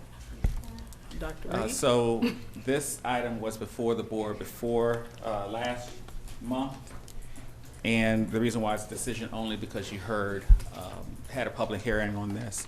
At the time, there was a vote similar to what you have here. It was 4. The vote was 2 in favor, 1 abstention, and 1 no. Under your old parliamentary rules, an abstention was counted in favor of the prevailing. And under the board's now adoption of Robert's rules, now an abstention means there was a no vote. No vote. I mean, it was like there was no vote at all. So then, in order to have a majority, you have to have 50% plus 1. So you only had 50%, you didn't have 50% plus 1. So the motion to approve failed. So we let the applicant know that it has to come back before the board for a vote to actually deal with this item. So at this time, then you can just make a motion to to address the item as the board sees fit. All right, Commissioner Davis, what is your pleasure? This was which, because there's been several that have come. This was the barbershop. Well, we've had several that, I know most of them were denied, that's why I'm asking. I can have the consultant kind of give a quick. That'd be great, that way I know who I'm dealing with, because this is on Terra Boulevard, okay.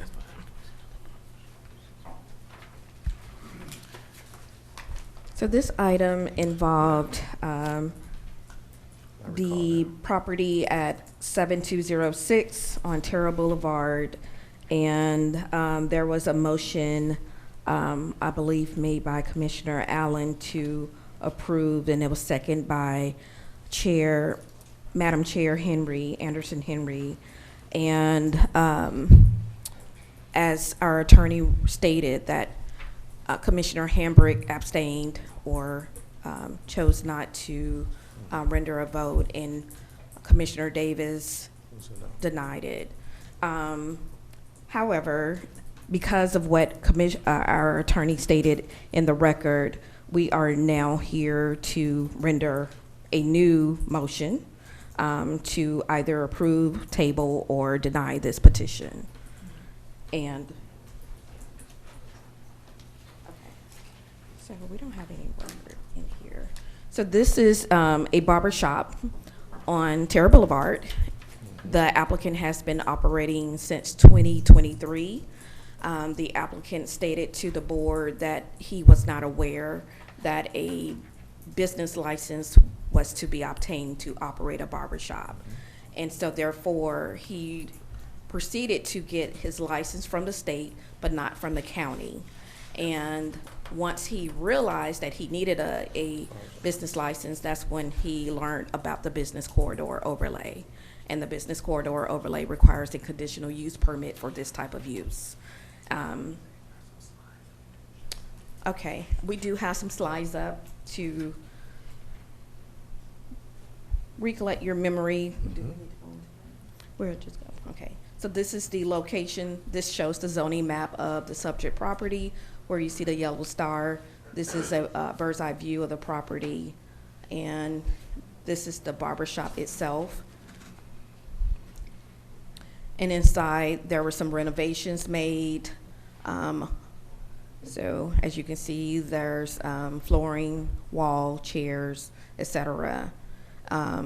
So the applicant has invested in this site, and also there has been some improvements, I believe, exterior as well. So I believe the applicant is here. If you have any questions, or we can just go into the motion. Is this the? It's come back to me. Within this vicinity, being on Terra, there's roughly how many of those types of businesses there within that area? The last count we had going up and down Terra from Upper Riverdale Road all down, there was over 30.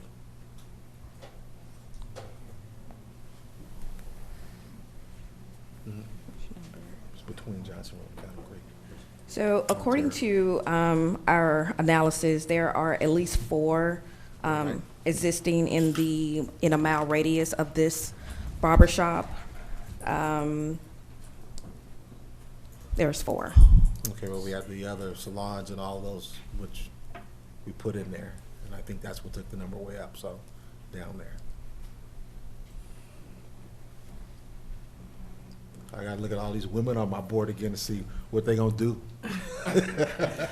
Go on and make your motion, sir. What's your pleasure? I mean, I denied this before. I think we still have too many of these types of businesses in. Where I do feel is that we have approved something and then brought somebody back because of error and judgment on our part. Is where I see the injustice here. And for that, and like I said, I didn't want to do it before. Still don't want to do it, but I'm going to have to move that we approve this CUP. 2601. Don't look at me as shocked. 2601-0594. I second that. Is there any more discussion at this time? Are you ready for the vote? All in favor say aye. Aye. All opposed? Any abstentions? The ayes have it and the motion carries. Thank you.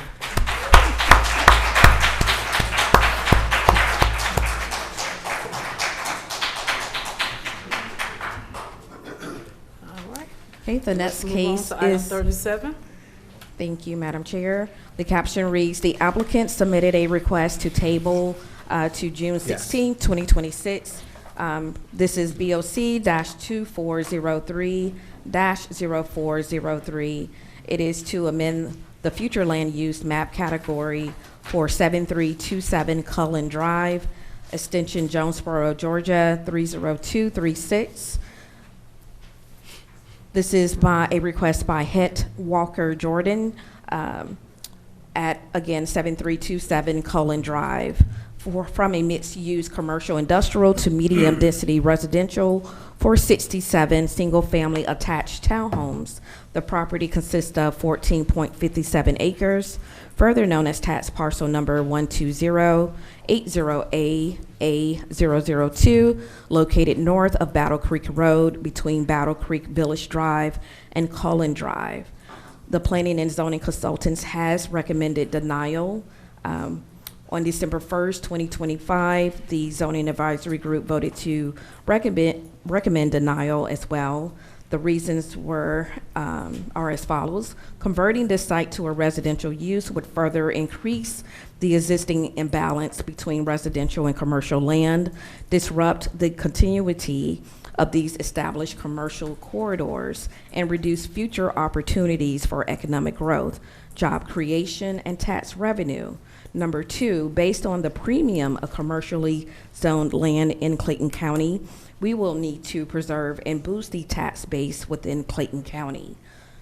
On December 1st, 2025, the Zoning Advisory Group, as I stated, recommended denial. It is now my understanding that the applicant would like to withdraw this request. Oh, Okay. this was a Wait. table. So it was No. tabled, so This it, was, yes. Item I s- 40 is being, 37 and 38, 37. can they be taken together? 40 is being They've withdrawn. requested a table until August 18th Okay. for 2 months. so you say 37 is going to 37 and 38, yes. 38 is going to be Okay. tabled. Okay, so correction, the applicant wants to table for 60 days. Okay. And that will take us to August 18th. Correct. And that will allow the applicant to sit with staff and discuss this project further. All right. Mr. Davis, you Yes. going to state your motion? So, can I take them both at the same time, Attorney Reed? Yes. So my motion is to table BOC 2403-0403 as well as BOC 2403-0404 until the August 18th meeting. All right. I second that motion. Is there any discussion at this time? Are you ready for the vote? All in favor say aye. Aye. All opposed? Any abstentions? The ayes have it and the motion carries. All right, we'll move on to item 39. 39 reads BOC-2511-0584. This is a conditional use permit to construct a restaurant with a drive-through at 5644 Riverdale Road, Atlanta, Georgia, 30349. This should be decision only. This requires a public hearing, which we've already had. The Planning and Zoning Consultants has recommended approval with conditions. Sorry, my agenda is a little. Okay. Okay. On May 2nd, 2026, the Zoning Advisory Group voted to recommend approval with conditions, and those conditions read, the applicant must subdivide the subject property as an out parcel prior to obtaining the land disturbance permit, and two, a shared parking agreement must be submitted prior to obtaining a land disturbance permit. I believe the applicant is here, but again, this should be decision only. Okay, is the applicant, did you want to speak with the, say anything to the applicant, Commissioner Hambrick, or just to answer your questions? I think we did that before. So you're good, okay, all right. I think you're good. Yeah, I think Commissioner Hambrick just wants to make a decision at this time. So Commissioner Hambrick, what's your pleasure? Yes, I move that we approve BOC 2511-0584. All right, I second that motion. Is there any discussion at this time? Are you ready for the vote? All in favor say aye. You got With it. conditions. With conditions, I'm Sorry sorry. about that, with conditions. With conditions. All right, we approve with conditions. Then I And does she agree to do you the- have to, do you agree the to those conditions? Yes. All right. All right, I second the motion with the conditions and that the applicant agrees to those conditions. All right, is there any more discussion at this time? All right, all in favor say aye. Aye. All opposed? Any abstentions? The ayes have it and the motion carries. Thank you. All right. Next is item 40, public hearing.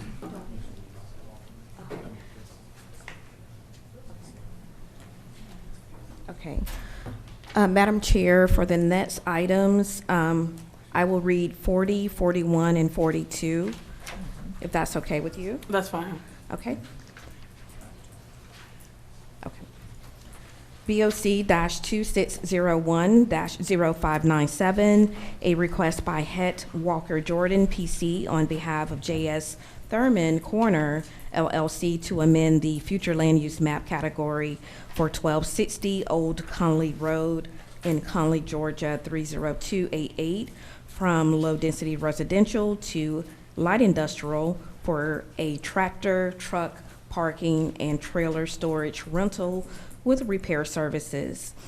The said property consists of 8.77 acres, further known as tax parcel number 12241A C001, and located between Thurman Road and Church Street. Item 41 reads, BOC-2601-0598, a request by Het Walker Jordan, PC, on behalf of J.S. Thurman Corner, LLC, to rezone 1260 Old Conley Road, Conley, Georgia, 30288, from RS-110 Single Family Residential District to Light Industrial District for tractor, truck parking, and trailer storage rental with repair services. The said property consists of 8.77 acres, further known as tax parcel number 12241A C001, and located between Thurman Road and Church Street. And item number 42.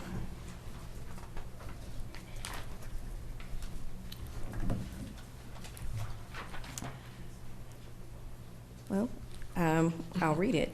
BOC-2601-0599, a conditional use permit for tractor, truck parking, and trailer storage rental with repair services at 1260 Old Conley Road, Conley, Georgia, 30288. So with these items read into the record, Madam Chair, we have a notification that the applicant would like to withdraw all three petitions. Oh, wow. All right. I'm glad we go. All right. So at this time, is the applicant here?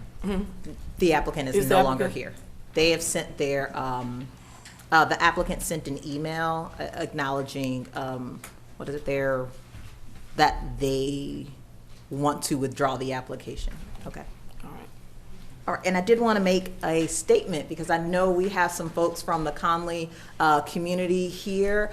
This past Wednesday, my office hosted a community zoning meeting. We had about 60 people from Conley come out to New Morning Light Baptist Church. And so I do want to thank Pastor Hamilton as well as Assistant Pastor Pope for welcoming us in the community. And there was a lot of discussion, particularly around this project and what the folks in Conley want to see in their community. And I wanted to provide some clarification for folks in the audience and folks who are watching online about why this project is a withdrawal versus a denial.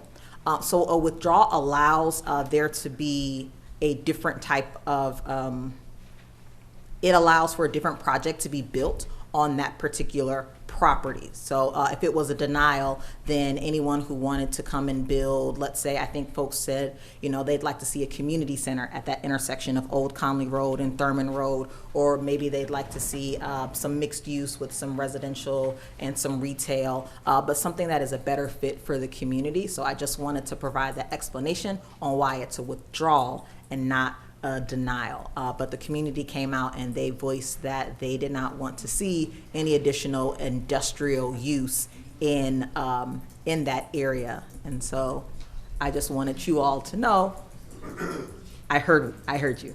So.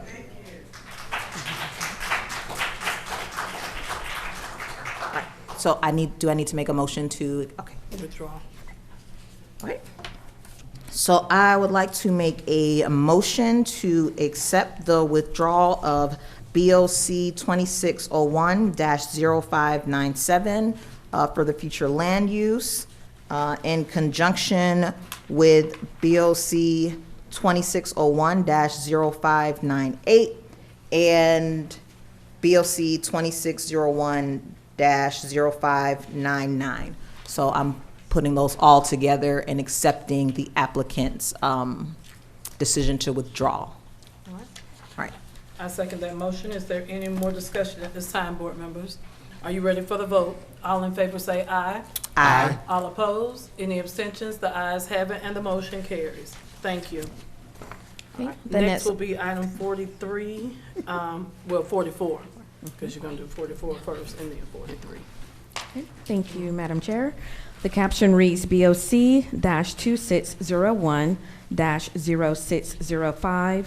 This is to amend the future land use map category for 5884 Frontage Road and 175 Morrow Road in Forest Park, Georgia, 30297 from general commercial to mixed-use commercial industrial. This is a request by Battle Law PC on behalf of Peach State Centers to amend the future land use map. As stated before, this property is located at 185 Morrow Road. Well, 185 Morrow Road is already in the mixed-use commercial industrial land use category. The amendment will be for 5884 Frontage Road and 175 Morrow Road. The property consists of 13.58 acres, also known as tax parcel numbers 13109C, B001, 13109C, B002, and 13109C, B004. The properties are located on Bob White Trail between Frontage Road and Morrow Road. Staff has recommended approval of the zoning petition, and I believe the applicant is here to discuss. All right, will the applicant please come forward?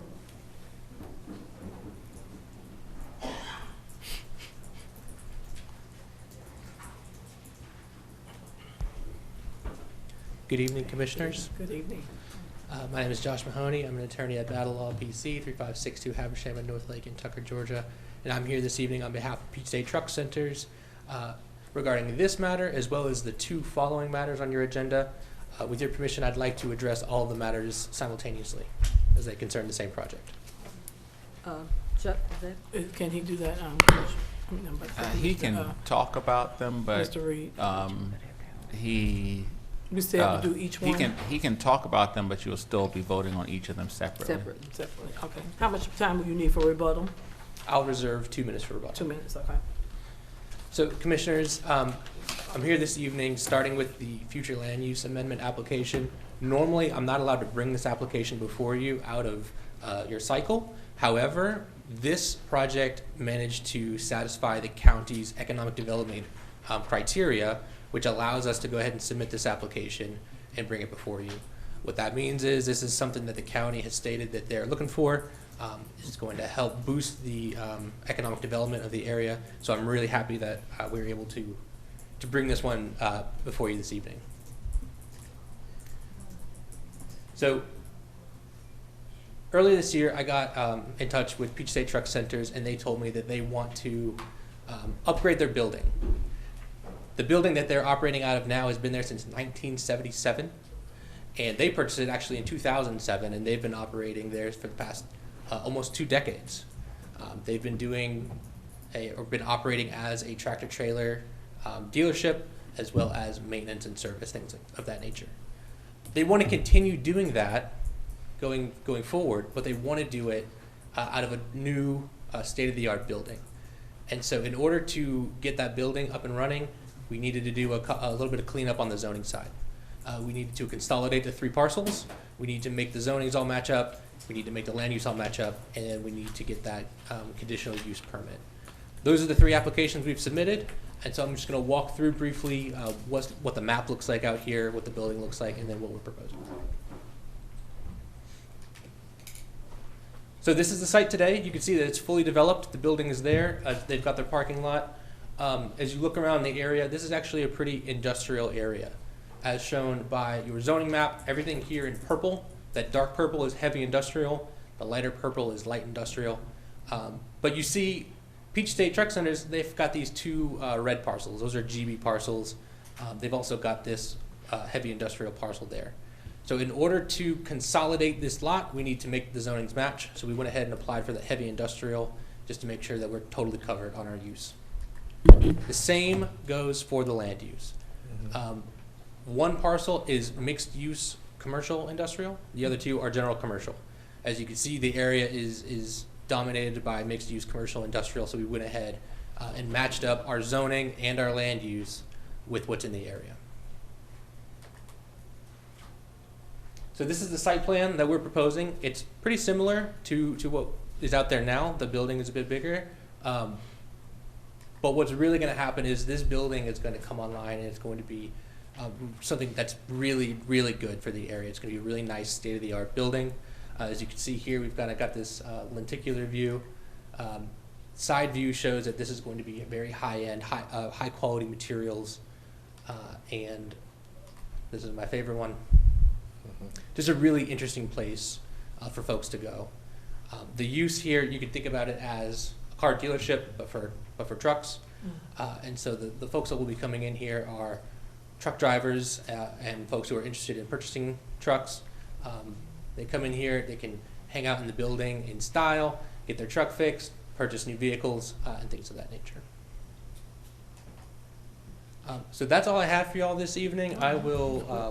I'll stop here if y'all have any questions, and here to help. Let me know. You're good. You can. We'll come back because I want to give people Sure. who are in favor time to speak. All right. Thank you. Thank you for that presentation.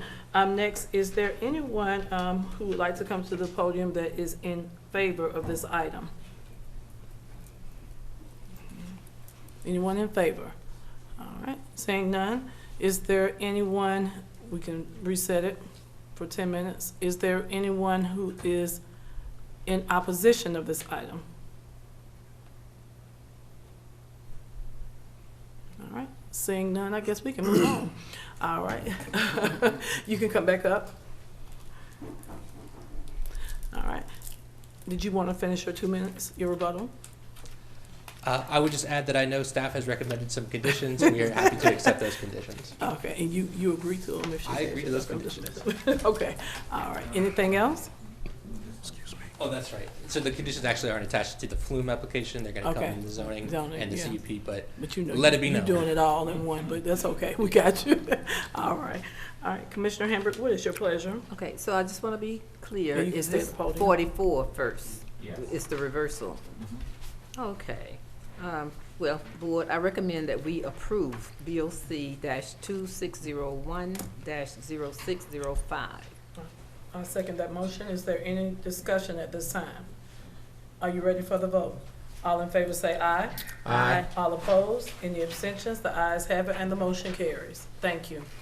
Thank you. Okay, now, Next is 43. Yeah, we're doing the backwards method today. Okay, The caption reads BOC-2601-0603, a request by Battle Law PC on behalf of Peach State Centers to rezone 5884 Frontage Road and 175 Morrow Road in Forest Park, Georgia, 30297 from GB General Business to HI Heavy Industrial for the redevelopment and expansion of a tractor trailer dealership, leasing, rental, and sales, and maintenance facility. 185 Morrow Road is already zoned heavy industrial. The said property consists of 13.58 acres, further known as tax parcel numbers 13109C, B001, and 13109C, B002, and 13109C, B004, located on Bob White Trail between Frontage Road and Morrow Road. The Planning and Zoning Consultants has recommended approval with conditions, and those conditions read: 1, the development shall be constructed in substantial accordance with the applicant's site plan and building elevations presented to the Board of Commissioners on June 16, 2026. 2, prior to the issuance of land disturbance permit or any site development permits, the applicant shall submit a comprehensive photometric lighting plan to the Clayton County Community and Economic Development Department for review and approval. 3, prior to the approval of the final site plan or the issuance of a land disturbance permit for phase 1 of this construction, the applicant shall execute a formal lot combination to consolidate 3 subject properties into a single contiguous lot of record. And 4, as a condition of project approval and expedited review, the developer shall partner with Clayton County Economic Development to recruit local residents for the 70 anticipated positions, host or participate in 2 local job fairs annually, and submit annual workforce residency verification reports for 3 years following the issuance of the certificate of occupancy. On June 1st, 2026, the Zoning Advisory Group voted to recommend approval with conditions, but they added a 5th condition, and that condition read: the applicant shall establish a partnership with the supply chain and logistics program at Clayton State University to support workforce development and employment opportunities. We'll go into the presentation. Hold on, I have a question. Sure. Does it matter, or can we use these words interchangeable properties and parcels? Or should it be read into the records as parcels? Just something I noticed when you were reading. Okay. Are you referring to the caption? No, number under 3 conditions. The last sentence. Okay, so to consolidate the subject parcels. Number 3. We can say under 3. lots. It's subject parcels in here, but you read subject properties. So Okay. does it matter? Dr. Reed.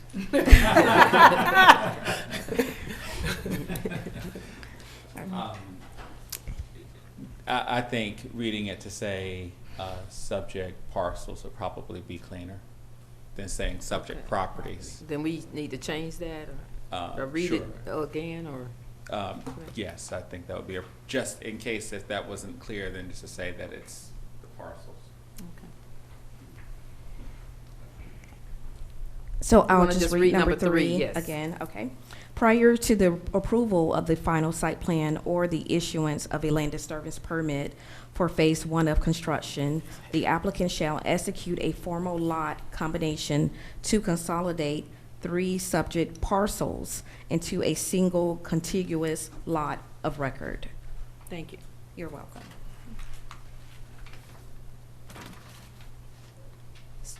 Do we have? Mm-hmm. So here is the subject property. you see the yellow star, that property is zone GB, but of course the rezoning speaks to a rezone to heavy industrial. Next is the land use of the subject property, showing a general commercial land use, which we just approved the land use change to MSCI. This is a bird's eye view of the subject property. And this, again, is a bird's eye view with the outline of the property in its entirety. And this is a site plan that shows the layout of the site, shows the parking areas as well as the building. There will be parking on top of the building. And I believe, yes, the next one shows the elevations of the parking on top of the building. The applicant is here to answer any questions you may have. All right, please come forward. Evening Commissioners, Josh Mahoney, Battle Law, 3560 Everett North Lake, Tucker, Georgia. I will rely on my last presentation for this matter. If you have any questions, I'm here to help. So we still gotta go through the, we don't? The only thing we need to do is just have people come up who are in favor and who are against. Okay, all right. Josh, just, let me get everybody, all right. Is there anyone who is in favor of this, you said in favor? How much time is? How much time? How much time did you want? 8 minutes. Okay, all right. All right. Is there anyone who is in favor of this item and would like to speak? All right, seeing none, is there anyone who is in opposition of this item who would like to speak? All right, seeing none, all right, at this time, Dr. Reed, come up. No, actually,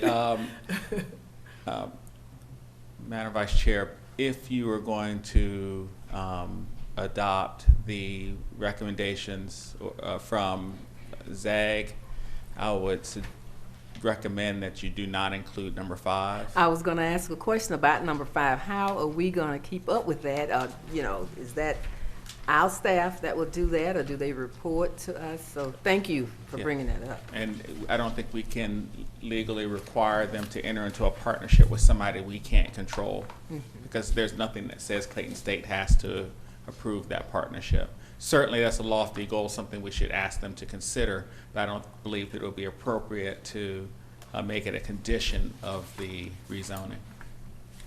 It'd be nice if they did that. All right, would the applicant please come up? So would you consider that? Yeah. Working with Clayton State? Absolutely, yeah. So when this was posed as a condition by ZAG, my client was open to doing it. If it's stricken, that's fine too. We're still willing to go ahead and try to make that partnership happen. Okay, so that, I guess that would be an agreement between you all and Clayton State, not Clayton County. That's right, yeah. Okay. Yeah, the attorney is correct. We can't force them into the agreement. And so I think, I agree, it's better that it's either stricken or stated that we try to do it. But yeah, we're going to go ahead and try to do it. Okay. Commissioner Chamber, what's your pleasure? Yes, I would like to approve BOC 2601-0603. All right, I second the motion. With conditions. With conditions. With the 4 conditions. And I second the motion with the 4 conditions as well. And you agree to? We accept those 4 conditions. Yes. All right, is there any more discussion at this time? Are you ready for the vote? All in favor say aye. Aye. All opposed? Any abstentions? The ayes have it and the motion carries. Thank you. All right, next, item 45. Caption reads BOC-2601-0604, a request by Battle Law PC on behalf of Peach State Centers for a conditional use permit to redevelop and expand a tractor-trailer dealership with leasing, rental, and sales and maintenance facility at 5884 Frontage Road and 175-185 Morrow Road in Forest Park, Georgia, 30297. The property consists of 13.58 acres, further known as tax parcel numbers listed in the agenda, and located on Bob White Trail between Frontage Road and Morrow Road, 185 Mara Road is in the heavy industrial zoning district. The applicant is requesting to rezone 5884 Frontage Road and 175 Mara Road from GB to HI under BOC-2601-0603. The planning and zoning consultants has recommended approval with conditions, and I'll read those conditions into the record. 1, the development shall be constructed in substantial accordance with the applicant's site plan and building elevations presented to the Board of Commissioners on June 16, 2026. Prior to the issuance of a land disturbance permit or any site development permits, the applicant shall submit a comprehensive photometric lighting plan to the Clayton County Community and Economic Development Department for review and approval. Prior to the approval of the final site plan or the issuance of a land disturbance permit for Phase 1 of construction, the applicant shall execute a formal lot combination to consolidate the 3 subject parcels into a single contiguous lot of record. And 4, as a condition of project approval and expedited review, the developer shall partner with Clayton County Economic Development to recruit local residents for the 70 anticipated positions, host or participate in 2 local job fairs annually, and submit annual workforce residency verification reports for 3 years following the issuance of the certificate of occupancy. On June 1st, 2026, the Zoning Advisory Group voted to recommend approval with conditions. A 5th condition was added, and that 5th condition reads, the applicant shall establish a partnership with the Supply Chain and Logistics Program at Clayton State University to support workforce development and employment opportunities. So the subject property, again, is zone heavy industrial. We have a zoning map that shows that. The next slide shows the land use of the parcels in question. And here is the site plan showing the layout of the site. As mentioned before, it shows the parking spaces, the building, and the next slide shows the elevations of the parking lot on top of the building. So the applicant is here to answer any questions you may have. All right. Please state your name and county and address. My name is Josh Mahoney, Battle Law. I have nothing to add. I'll rely on my last presentations. I will ask that we strike condition 5 from this application as well. And will you also go along with the conditions as stated? We accept conditions 1 through 4. Ask that we strike 5. I'll reserve the rest of my time. Thank you. All right. Is there anyone who would like to speak in favor of this item? Anyone who would like to speak in favor of this item? All right. Is there anyone who would like to speak in opposition of this item?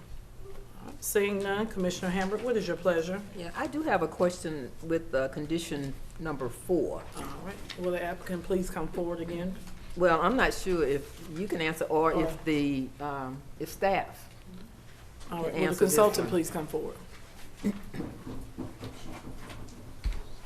Yes, ma'am. Yeah, will you read that one again? And I just want to know how much involvement economic development will have. Okay, and Mr. GK, come on up.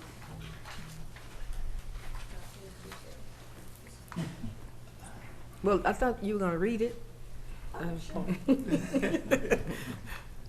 Okay, so number 4 reads, as a condition of project approval and expedited review, the developer shall partner with Clayton County Economic Development to recruit local residents for the 70 anticipated positions, host or participate in 2 local job fairs annually, and submit annual workforce residency verification reports for 3 years following the issuance of the certificate of occupancy. Okay, that's a first for me. I mean, we talk about that and we will ask the businesses and they agree verbally, and then we hear nothing from that. So I'm glad to see this, but how can we make sure that this is done?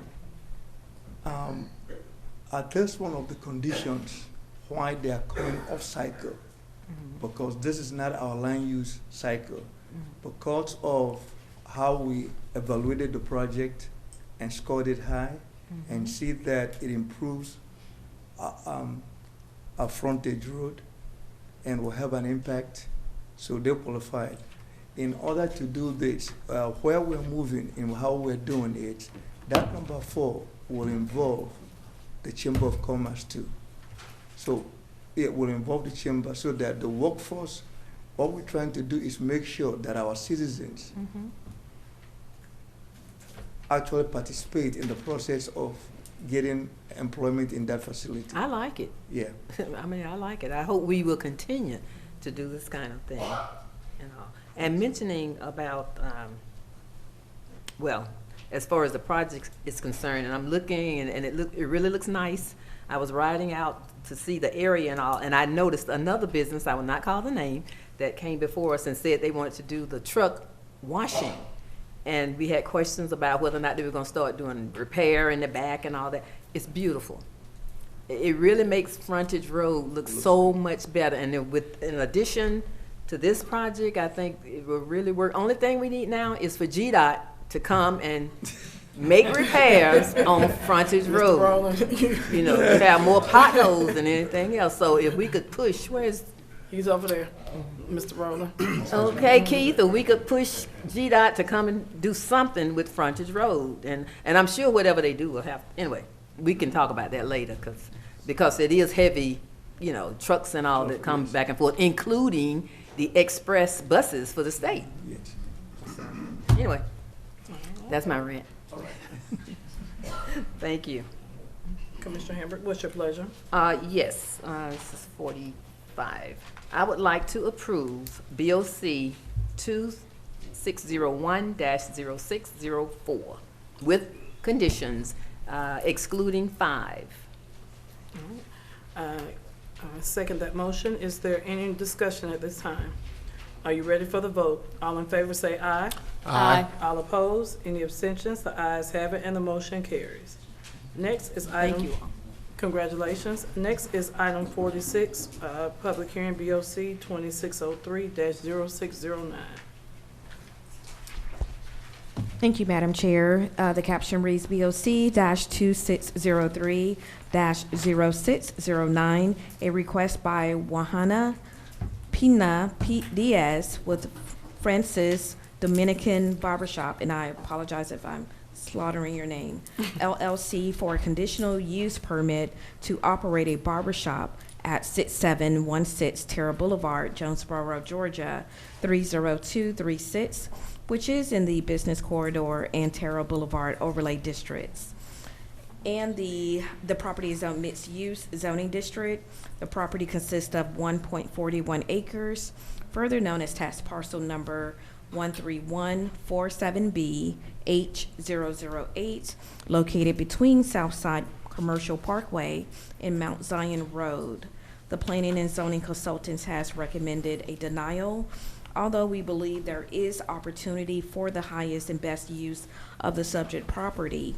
The barbershop paired with a gas station offer many positive aspects, such as it provides massive gains to the community by serving an essential local infrastructure and vital social hubs. They stimulate the local economy through job creation, offer accessible services, and function as an informal gathering spaces that strengthen neighborhood bonds and community identity.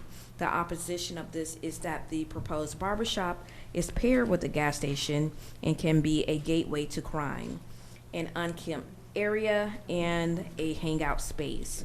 Moreover, there are multiple barbershops within a mile radius of the subject property. On June 1st, the zoning advisory group voted to recommend denial. So here we have the property, as stated, it is mixed use, and that's where you see the yellow star. Also on the next screen is the future land use of the subject property. And here is a bird's eye view of the property. And this is a map that we created to show the number of barbershops that we saw within a mile radius. So we saw 3.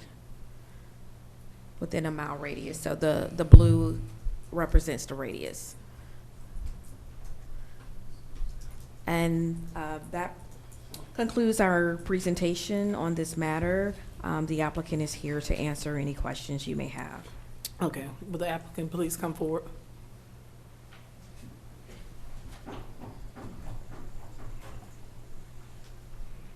All right. Good evening. In full disclosure, Timothy Vondell Jefferson, Fayetteville Economic Development Group. I was going to assist in this matter. Unfortunately, as a consultant, I have to pull back because I think that you all have received a letter from an attorney regarding this matter. So the attorney has taken charge of this particular matter. No. But as far as I can tell, these owners have invested. Unfortunately, I think I've saved about four State your businesses. county of residence. You just said your name. Clayton, Timothy Vondell Jefferson. Yeah. But in advising them, unfortunately, they have put about $35,000 in this facility. It is absolutely beautiful. I think it is one of the most first-class facilities in the community. Unfortunately, the due diligence wasn't done prior to. We was trying to find a way in order to make some considerations. It is painful. I think I've saved about 4 businesses that I've stopped that was in the middle of construction, and I redirected them to municipalities throughout the region. So I think there was about 4 stores that I did, that I assisted, but this one had gone a little too far. But at the end of the day, we're trying to have compassion for our small businesses as we move forward. So any consideration, So, do you all want to go ahead with the hearing, or what do you all want to do today? What's your pleasure? Because of the attorney. Attorney Reed. I believe that they're already in the midst of the hearing. Exactly. That's what I'm asking. That's what I'm asking. That's what I said. You said you don't. That's what I said. You started. So I need to know how much time you want for rebuttal. I mean, can he have rebuttal if he's no longer representing them, but now they have returned? So that's what I'm saying. So if he's withdrawing, so where do we go from there?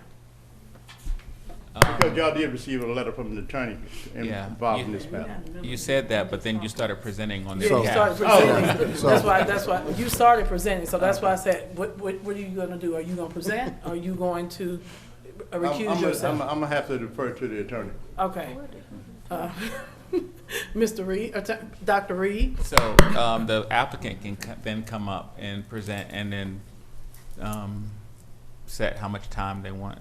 Okay, all right, you can have a seat, Mr. Vondell, Mr. Timothy Vondell Jefferson. And the applicant, would you like to come up? Okay, did you want to say something? Yes. Okay, all right, Commissioner Davis. Attorney Reed, my question is then, if he's removed himself, an attorney has sent a letter. I mean, I've not seen the letter, copy of the letter, so my whole thought is, where are we going with this? One. And then I guess based on that, I have another question to community development. The applicant can come and present. They don't need to have an attorney present. Okay. They may have information from their attorney that they've sent, and I don't even know if that attorney is representing them. Gotcha. I just know someone had sent a letter about this particular case, but you can still treat this just like any other matter before you. Just want to make sure we're following legal protocol here. All right, will the applicant please come forward? Would you like to present? All right, please state your name and county of residence and how much time you would like for rebuttal. Like 3 minutes. 3 minutes, okay. And your name? Juana Piña from Henry County. Okay, thank you. I just want to let you know that I start by the book. At first, I did call Clayton County before I signed the lease. And that they told me, yes, you can have a barbershop, but you gotta go through a process. But they never told me that process is gonna be a public hearing.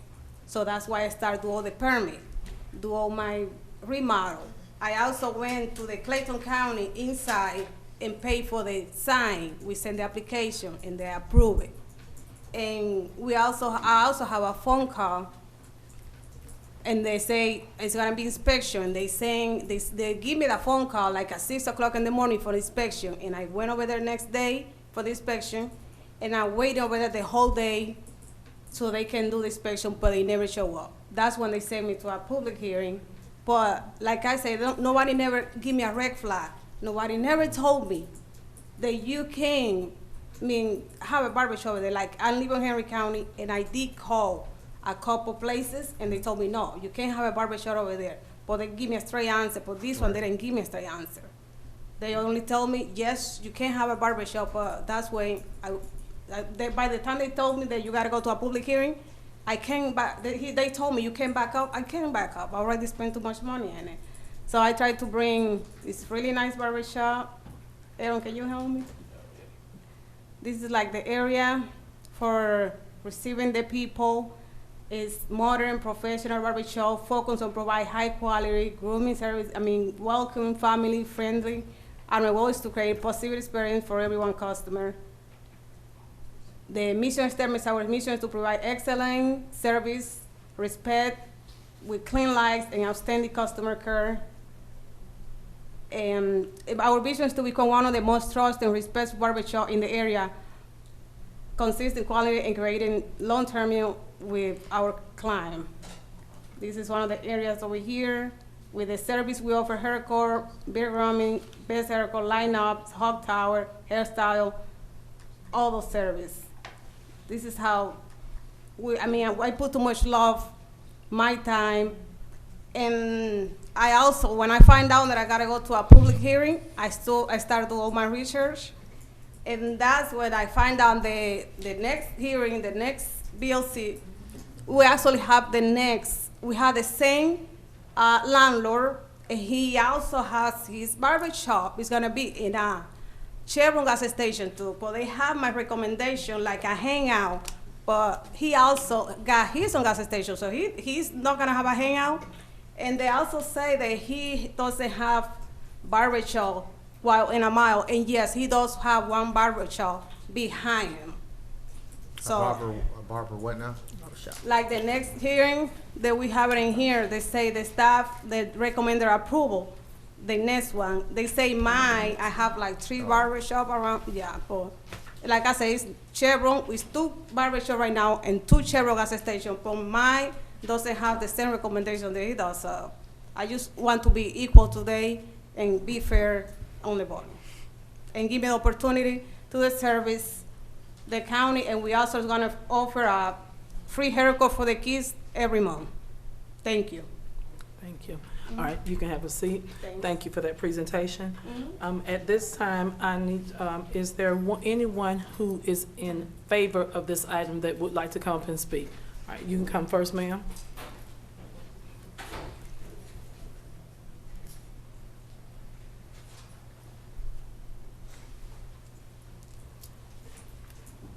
Please state your name and county of residence. Kalila Few, Henry County.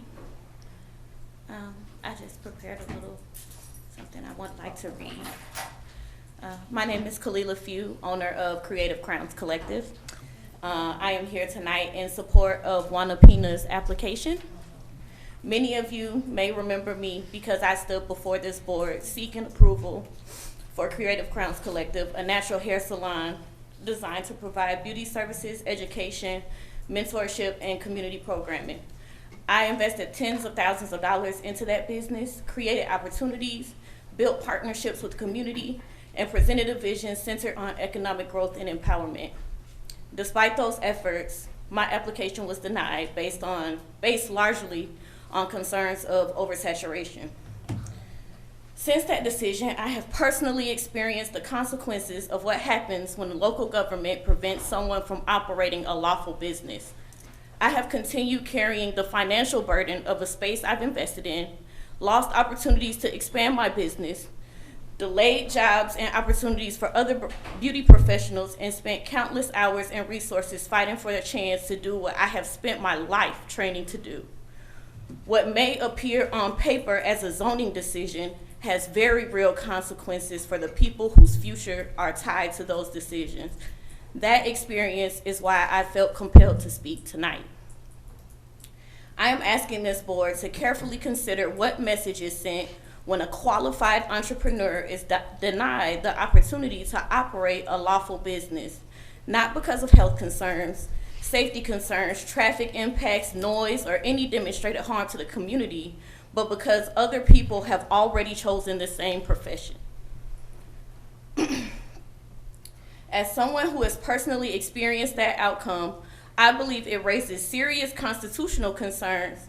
The right to pursue an honest occupation and earn a living is one of the most fundamental freedoms we have.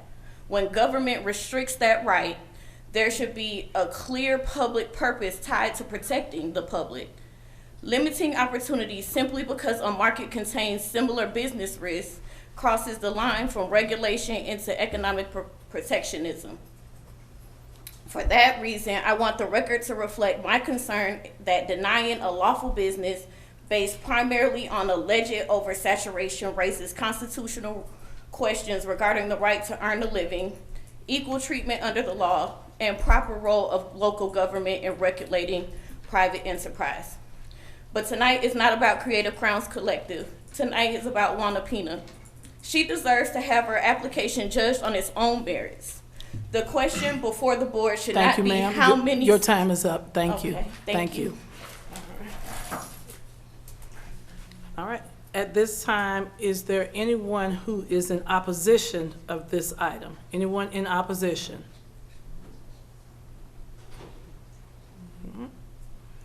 All right. Seeing none, Ms. Pina, will you please come back up? Would you like time for your rebuttal?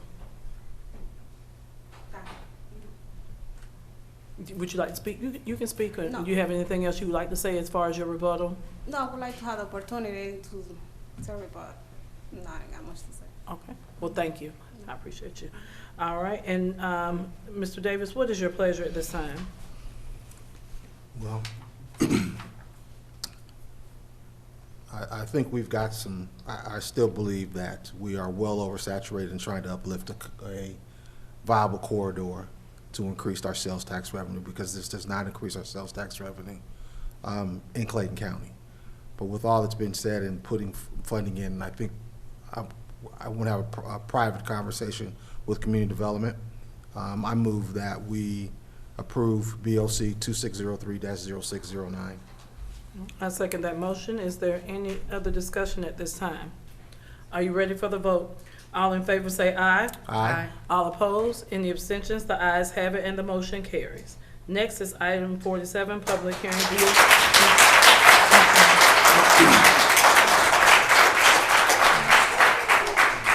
Next is public hearing BOC 2603-0610. Don't leave yet. Hold up, hold up. We got one more. Yeah. It's another barbershop, different. Oh, that's a different one? Yes. Oh, Lord, I thought it was the same one. Y'all can go home. Have a good night. Have a good night. Congratulations. Thank you. Lord, I'm got tired up there.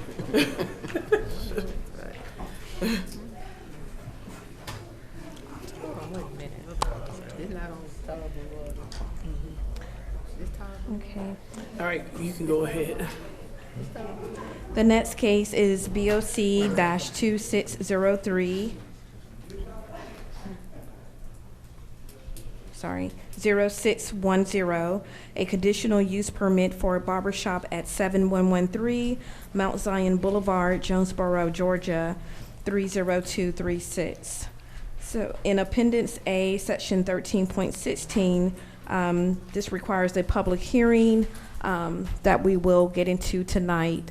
So this is a request by Timothy Vondell Jefferson on behalf of Michael Jenkins with Barber Lounge by Mr. Allen for a conditional use permit to operate a barbershop at 7113 Mount Zion Boulevard, Jonesboro, Georgia, 30236, which is in the Business Corridor Overlay District.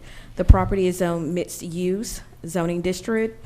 It also consists of 1.21 acres, further known as tax parcel number 12083DC-009, and located between Spring Place and Mount Zion Road. The Planning and Zoning Consultants has recommended approval. The request falls within the general intent of the mixed-use district. In moving Clayton forward, it is the county's position to not have an influx of the same uses along the same corridor. Per staff's due diligence, there is no other barbershop within a mile radius. On June 1st, 2026, the Zoning Advisory Group voted to recommend approval. This is the zoning map showing the property zone mixed-use mixed-use district. And this is the land use of the subject property. And here's the bird's eye view of the property. And here we created a map to show you barbershops and hair salons within the vicinity of of this subject property. However, within the vicinity, there were none. What we're saying is that there was one barbershop, I believe, directly behind, but it was in the city of Morrow jurisdiction. Right, and so it's these, only one. yes, It's and that only one and was the other not one was a licensed. salon location, the pink ones are the salon location. That is that correct. area. So, that is correct. So the one in blue, behind the subject property, is not licensed, but however, we will have code enforcement go out to check on that one. The next one is the interior of the barber shop, just showing the setup. So it's a small space, will consist of approximately 4 or 5 chairs.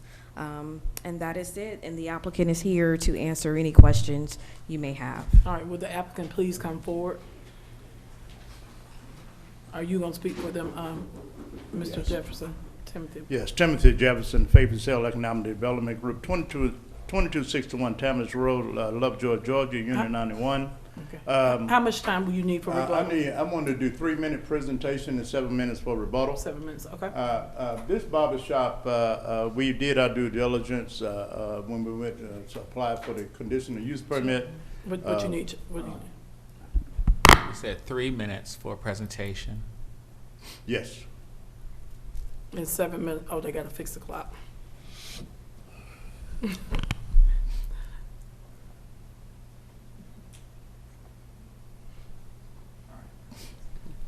Yes, this barber shop has met all the conditions of the conditional use permit. We were, upon doing our due diligence, we were lawfully 1 mile radius from any other barber shop. This barber shop is actually a upscale barber shop where they take appointments at 6 o'clock in the morning. Both of these gentlemen, Mr. Tucker and Mr. Jenkins, they combined together, they have 60 years of experience. And Mr. Tucker is a retired military veteran, so they bring a lot of mentorship to this particular barbershop because they do a lot of mentoring in the community.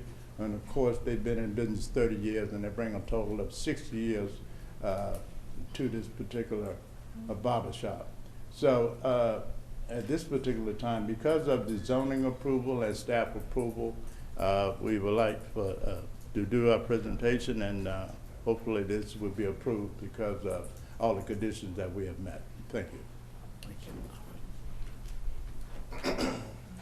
How you guys doing now? My name is Michael Jenkins. I'm in Clayton County. Okay. Like you said, both of us are veterans. We got 30 years of experience apiece. We're in the community. I play Santa Claus for Sue Ella Picture every year. I got you. Yes. All right, thank you. Would you like to say something else, sir? Y'all got, I'm talking about the other gentleman. All right, please state your name and county of residence. Yes. Hello, thank you for letting me come speak, Commission Board. My name is Ricky Tucker. I'm at 3120 High Green Trail, South Fulton. Okay. I drive over here because this is what I love. I love Clayton County. I've been cutting here since 1994. And I love this area. Even though I live in South Fulton, it's no problem driving here to service Clayton County. I've been doing, it's just like second nature to me to come down here and offer my service to the youth, to the adults, to the grandfathers, the single mothers, everyone. You know, I always offer all of me to them because this is what I love. I love Clayton County. So that's what I have to say, and I'll let you do the job. Thank you. We appreciate you. All right. At this time, is there anyone who is in favor of this item that would like to speak? All right, Ms. Harrison. Hurry up, you got about 12 seconds. Okay, here we go. Once again, 300,000 residents in Clayton County. You don't always have to have hair. Look at these guys. This is what they do. All right. Thank you. Thank you. Time's up. Yeah. Oh, man. All right. Is there anyone who is in opposition of this item? Wait, is that all? Yeah. Yes, that's all for the approval, because they used up all of their time. Okay. Yeah, so now we're going to in opposition. All right. At this time, I need y'all to set the clock. 7 minutes. No, it's supposed to be 10. Yeah. Chuck, help him out. Set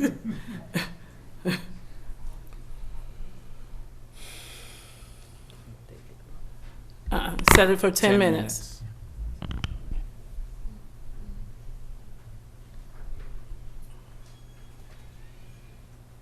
All right, is there anyone who is in opposition of this item? Madam Chair, I'd like to say something. Are you in opposition, sir? I'm in opposition of denial Okay. of this situation. All right, you have to have a seat, sir. Thank you. All right, thank you. All right, at this time, will the, you all can come back up. Are you coming, who's coming up? Where did Tim, over here, over there, okay. Are you coming back up, Mr. Vondell, to speak on behalf? Okay. I didn't realize that we had used all 7 minutes. Mm-hmm. No, you said 3 minutes. 3 minutes. You did the opposite. Right. So now you got 7 minutes for rebuttal. Okay. All right. But that you don't have to take. Yeah. Thank you. Are you speaking on behalf of them? Okay, all right. I'm speaking both as a patron and He as can't do Solicitor it. General. He can't do it, Dr. Reed. No, the Okay. 7 minutes is for Mr. Garber, rebuttal. have a seat, please, sir. Thank you. Have a 7 seat. minutes is for rebuttal. There was no one who spoke in opposition, so there's no that means it's rebuttal. up to. Okay. Okay. All right. I tried. We know you in favor. We know you. We know you in favor too. All right. Yeah, there's nothing else that we can add this particular time now. All right. Commissioner Davis, what is your pleasure? Mr. Njiki, I have one question for you. Mr. GK, Two please come to the questions, podium. actually. And you can have a seat, Mr. Vondell.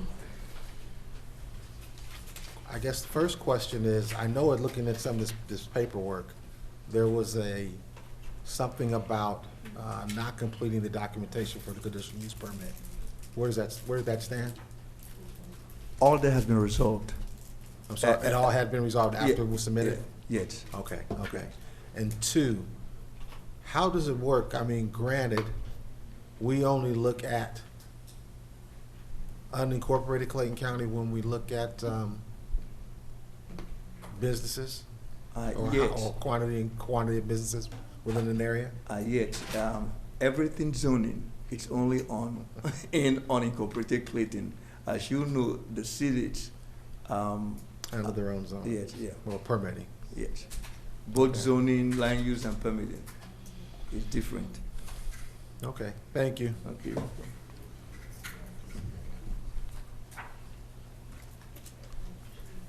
Okay. What's your pleasure? I move that we approve BLC 2603-610. All right, I second that motion. Is there any discussion at this time, board members? Are you ready for the vote? All in favor say aye. Aye. All opposed? Any abstentions? The ayes have it and the motion carries. Congratulations. Thank you. Thank you, Commissioner Davis, for your consideration on all 3 matters, sir. Thank you. Thank you.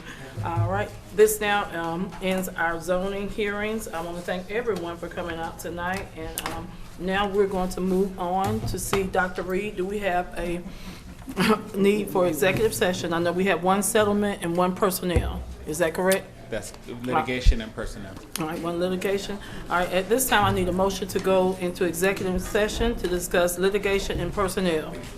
I'll make the motion. All right, I second it. Is there any discussion at this time? Are you ready for the vote? Ladies and gentlemen, please keep your tones down. Please keep it down. Are you ready for the vote? All in favor say aye. Aye. All opposed? Any abstentions? The ayes have it, and the motion carries. We will now go into executive session to discuss litigation and personnel. Thank you. Use my title. All right, at this time, I need a motion to reconvene from executive session. So moved. All right, I second it. Is there any discussion at this time? Are you ready for the vote? All in favor say aye. Aye. All opposed? Any abstentions? The ayes have it, and the motion carries. All right, Mr. Reed. All right, the first is a settlement agreement made between James Greer and defendants Roland Boer et al. Related to an incident that occurred related to his incarceration at the jail that began on December 10th, 2022. And that is related to civil action 25 CV 00262 in the Northern District of Georgia. This is to resolve that case for $67,500 and authorize the chief financial officer to amend the budget to reflect an appropriate revenue source and expenses required under the terms of the agreement. All right, at this time, I need a motion. We'll say so moved. Motion to approve. Motion to approve. All right. All right, I second the motion. Is there any discussion, any more discussion at this time? Are you ready for the vote? All in favor say aye. Aye. All opposed? Any abstentions? The ayes have it, and the motion carries. All right, next. The second is a request to continue a ARPA supplement for attorney India Mitchell in the amount of $10,000 or up until December of 2026 until the ARPA funds expire, whichever occurs first. All right. And this time I need a motion to approve the supplement for India Mitchell. Is that Motion good? to approve. All right. Supplement. Second. All right, any discussion at this time? Are you ready for the vote? All in favor say aye. Aye. All opposed? Any abstentions? The ayes have it, and the motion passes. Thank you. All right. At this time, I need a motion to adjourn the meeting. So moved. I second it. Any discussion at this time? Are you ready for the vote? All in favor say aye. Aye. All opposed? Any abstentions? The ayes have it, and the motion carries. This meeting is adjourned as of, what time is it? 9:15 p.m. Thank you, and have a wonderful rest of your evening.